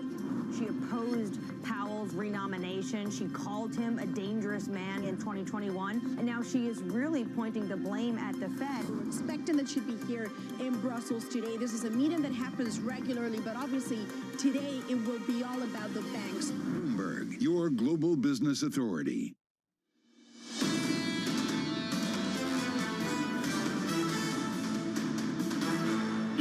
Snapped a 4-day rally on the S&P 500 in yesterday's session. Equity futures adding to the losses, just a touch. Down about 8 on the S&P. We're negative 0.2% on the Nasdaq. We're down 0.2%. Also, just a little bit lighter, softer negative down here. Into the bond market, 2s, 10s, 30s, shaping up as follows in the bond market this morning. Good morning to you all. Yields higher by 5 basis points, your 2-year 387.68. Yields lower yesterday off the back of softer than anticipated data, Tom. I'm glad you bring up this board. And the answer is we got down to a 381, 382, and we haven't really penciled out yet the ramifications of so many charts, so many time series breaking down or up, depending on what the trend is. We're at support, we're at resistance, and what's it going to take to break through? At the front end of the curve, Tom, just to point out, started the week close to 4.1%. Yeah. So that's a real back away from that level at about 387 this morning, off the back of weaker than expected data. And to Lisa's point, and Lisa, I think you opened the show on the right point, the relationship between what developed in the bond market and what happened in the equity market, just a little different to what we've got used to this year. And this is what people are talking about, the potential for weaker economic data to speak to potentially weaker earnings and possible negativity for stocks, something that Mike Wilson and many others have been calling for, but hasn't come to pass yet. You wanted jobs openings to come down, Tom. You wanted to jump in there. No, I think this is a really heated topic right now. We brought this up a couple days ago, and with the jobs report coming up, this is going to be a really foundational thing. But, John, I think there's just too much gloom here. We made up essentially half the cratered bear market in the first quarter. Yes, Apple went up 1,000,000%. 20 stocks went up, according to Torsten Slok. But the rest of the market did really pretty darn good in repairing that crater of the end of 2022. No drama this morning. We're down about 0.2, Tom. Yeah, there we are. We've worked it down, and the VIX 19.76 shows a pretty good bull market. To brief you on this, Kara Murphy joins us, Chief Investment Officer, Kestra Investment Management in Austin. An advantage to be distant from New York always. At least that's what we've learned over the years. Let me start, Kara, with, as John was mentioning, the linkage here of economic data into the equity market. How are you using the economic data that indicates slowdown now? I think the first quarter, as you guys suggested, has been very perplexing. We had stocks that have rallied at the same time that we've had continued economic data that tells us to be cautious. The ISM manufacturing, we just had come out a couple of days ago. It's below 50 for 5 months running now. That's a very strong signal that things are going to be weaker going forward. New orders also suggest additional weakness. We have an inverted yield curve for 9 months, and by a large degree, that again has typically been a good sign of weakness. CapEx plans are declining. Now we have a banking crisis that's likely to lead to tighter credit standards. But I'll admit all of that weakness on the sort of like industrial and commercial side is being offset by an incredibly strong consumer. You know, you were talking earlier about the labor market still remaining very strong. Wage growth continues to be very strong. Confidence is high. People are spending money, and this is a very consumer-driven economy. So yes, there's a lot of caution out there, but with the consumer so strong, that has continued to kind of pull this economic growth along. Can we start, Kara, by understanding the evolution of your position, the evolution of your portfolio over the past 6 months, say, how you came into the year and where you are now in your beliefs and your positioning? So earlier for a while now, we've been fairly bullish on fixed income. You know, if you look at what the Fed has done over the last 15 months, they've had the sharpest and quickest Fed rate tightening cycle that we've seen in generations, right? So all of that bad news is already in bond market. So, you know, we've been active on the fixed income side. Equities is where we've grown a little bit more cautious. We were seeing opportunities there. We think that there still are opportunities, but with this growing economic negative data, with banking crisis likely to tighten credit standards, we've grown a little bit more cautious. And so we've kind of, you know, pulled in our reins a little bit. So could you talk about why now is different? Why earlier in the year, bad news was good news for stocks? Why bad news now or softer economic data is now also bad news for stocks, and that shift has staying power? Yeah, so part of it is, as we said, the fundamental view of the economy. There are a lot more pressure as the recession seems more certain, but it's also what you're paying for it. So remember, with this rally, earnings have come down and valuations have gone up. So the attractiveness of stocks today is less than it was at the beginning of the year. So if we're going to be very valuation sensitive, we have fewer reasons to buy into the market today. So given that, how much are you actually leaning against the stocks that have done the best, the 20 stocks that have basically supported the entire gain in the equity market, as Tom was mentioning? Yeah, it's been really remarkable. I mean, we've called Q1 revenge of the growth stocks because it's the very narrow kind of band of stocks that really underperformed in 2022 and then had this enormous reversal in the first quarter and have led the market up. So what we're doing is really just kind of pulling in the reins, as I said, a little bit more. We're pretty equally weighted between growth and value. We're overweighted large cap versus small cap. And then, of course, we're looking at opportunities outside the U.S. as well, where we think there's more valuation support and more bad news already baked in. Kara, one quick question. What are you doing with cash? I think that's a real mystery right now after the shock of the first quarter. Are you overweight cash, and are your clients comfortable being there? So we are not overweight cash. We have a commitment to remain fully invested, so that's not a lever that we'll typically pull. But I will admit that there's a lot more discussion around cash today when you can get a 5% yield. It's a real asset class, as before, you know, you couldn't count on anything. So I think it's being used more meaningfully in client portfolios. Well, not just semantics then, Kara. Can I be fully invested and have cash? Can't those two things go together now? Well, we're fully invested in stocks, bonds, all of that wonderful stuff, and we have cash to facilitate trading, but we're not going to take a large defensive cash position. Okay. Kara, great to catch up with you. Thanks for being with us. Kara Murphy there of Kestra Investment Management. You can get some return on cash. Being in cash doesn't mean what it used to mean, Lisa, over the last 12 months. It's a great point. People used to say cash would burn a hole in your portfolio. It would really eat into your returns. It doesn't eat into your returns so much when you're getting a 5% yield. At what point is cash no longer the attractive potential option versus stocks? What will it take? Will it take yields coming down, or will it take valuations and stocks coming down, or some combination of both? And those are sort of the risk-reward measurements that a lot of portfolio managers are taking. What do you make of the numbers, the pilot we've seen into money market funds over the last week or so, the last month for that matter? Lisa, does that speak to risk aversion around the banking story? Is that just a rates play that I can get that return now? What does that speak to? Both. I think more actually the actual yield. And I think that's the bigger story than concern about the banking stability, which is the reason why even if you shore up all confidence in the banking system, there still will be a problem. And that's what people keep talking about. To me, it's a wonderful long-term return, not to what we knew 20 and 30 years ago, but to something new that hints to what we knew 20 or 30 years ago. I remember the absolute panic that money market funds would take over the world. And then there's dynamics, and there's a break the buck fear or whatever changes that around, and it's going to be original forward. But to your point, John, there's been a massive build out in money market funds. Jamie Dimon out with the annual letter yesterday, Tom. Covered JP it. Morgan. You read through the whole team coverage. What stuck out for you? What it looked out for me is he's running for Secretary of Treasury. You got the first top, which is the banking analysis, and the middle part. Seriously, are we going there again? Yeah, we went there yesterday, and I think we are. To be honest, he's got a full-page printout of a Wall Street Journal op-ed in the letter. And the whole back end is on civics. We had a fun time with Richard Haas on this. It's like a civics lesson from Jamie Dimon, which is great. I'm not critical of it.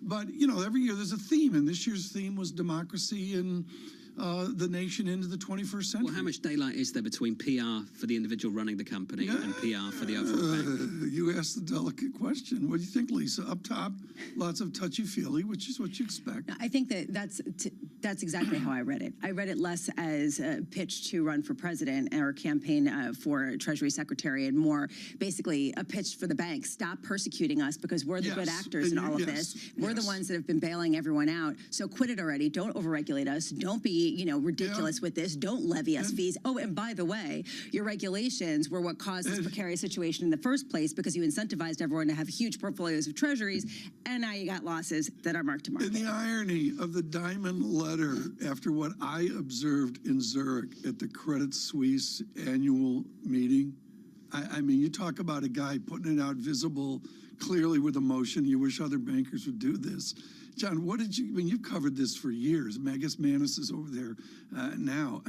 That was stunning. I've never seen that yesterday. It's going to take, 4 years to put these two institutions together? What's interesting about the recent reporting is just how quickly they got in touch with Sergio Motti. It was like, this might be on the cards. And how Cole Kelleher basically was preparing for this well ahead of time. 3 months earlier, right? That was some of the reporting, that he was well in advance talks about this. And then all of a sudden the Swiss National Bank comes out and says, yeah, they were just a minute away from bankruptcy, potentially. Yeah. I mean, really? My amateur take is it's more cultural than we think. We're trying to do finance and analysis and all that. And I don't get the Swissness of this. I don't really understand, other than every report is the Swiss people are just absolutely furious. I wonder how true that is. When we come on TV, the Swiss people hate it. They hate the gnomes. We should bring someone. And then you go and sort of bump into someone in Switzerland and they're like, I just couldn't care less. Some of my best friends are Swiss. I mean, it's true. We should bring someone on and actually ask them how they feel about it rather than saying their emotions. I'm told they hate it. Well, look, this is a banking culture, and now they have a bank, one after losing the other. From the UBS peak, I'm doing this off the ADR of February of this year, they're up 12% off the bottom, and they're only 5, maybe 6% from a new high recovery on UBS. I mean, the market, I would suggest, is liking this in some form of UBS recovery. I also wonder whether we've actually moved on. The fact that the contingent capital bonds have all recovered almost entirely the losses from Credit Suisse's debacle. Are we looking at Credit Suisse as really, I hate to say the I word, I'm going to say the I word, idiosyncratic amid a sea of concerns with respect to the banking industry? It's different than what we saw in the U.S. I'm going to say the I word. I think it actually is deserved here. Loud then. Why? I just said idiosyncratic. Great. Thanks for that. Say it twice. I think it's embarrassing for the Swiss. I thought you were going to be embarrassing for me to say the I word. No, I think it's incredibly embarrassing for the Swiss. I would agree. Are you done? What is that? It's tang free. I don't think anyone wants to hear that in the morning. What is that? She said idiosyncratic. It's a drinking game. Okay. Oh, thank you. Thanks for that. All right. Christina Campmany, haven't missed this. Invesco is going to join us in the next hour. Looking forward to that. Equity futures down about 0.2%. You can clear your throat out to break if you want. Do you want to do that? That's not clearing my throat. Get that down the microphone too. Okay. That's not clearing my throat. That's like, Yields up a couple of basis points. The 10-year, 336. From New York City, Manus Cranny joining us out of Switzerland shortly. He's in Zurich? I believe so. Then on to payrolls on Friday. Just a couple of days away.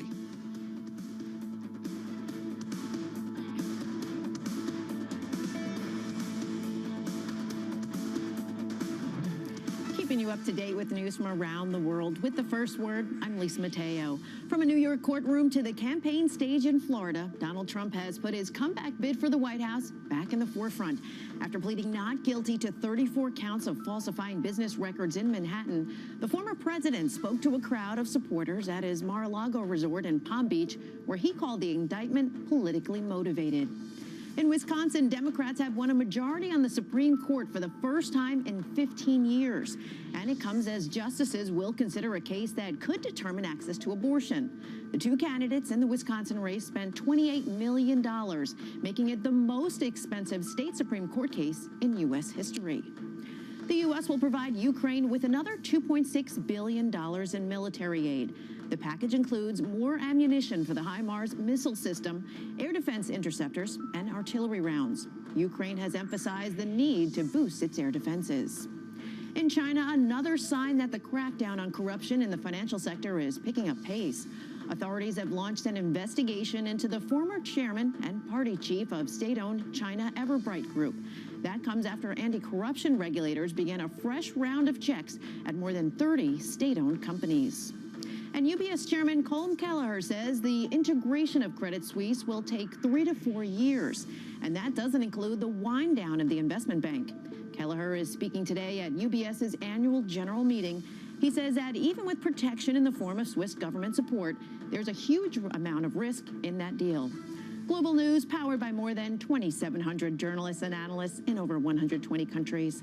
I'm Lisa Mateo, and this is Bloomberg.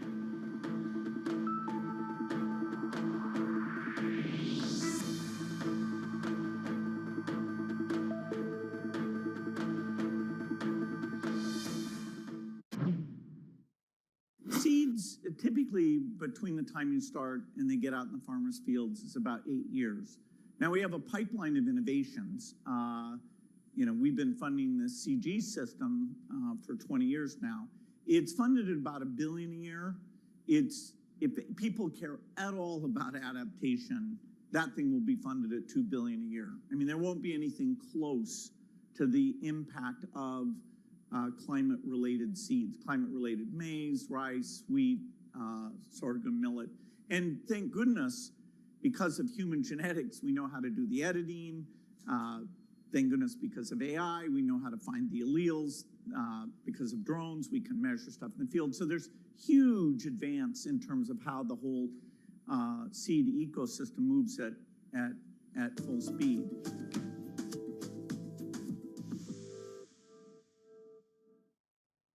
Lisa, you've got to explain this one to me. What does it mean when the White House says we're watching markets carefully? It means they have a Bloomberg. I've seen the Bloomberg. They have. I've been in and seen it. Lots of Bloombergs. Lots of Bloomberg. Lots of Bloomberg. Lots of Bloomberg. Lots of Bloomberg. Lots of Bloomberg. I've seen the Bloomberg. I've seen the Bloomberg. I've seen the Bloomberg. I've seen the Bloomberg. What does it mean? What does it mean? What does it mean? What does it mean? What does it mean? It means they have a Bloomberg. In a multi-trillion-dollar industry, there's a lot of ground to cover. We indeed have a rally. We're talking a lot of dividends. We're talking income. We'll show you what's happening in ETFs like no one else. Bloomberg ETF IQ, Monday on Bloomberg.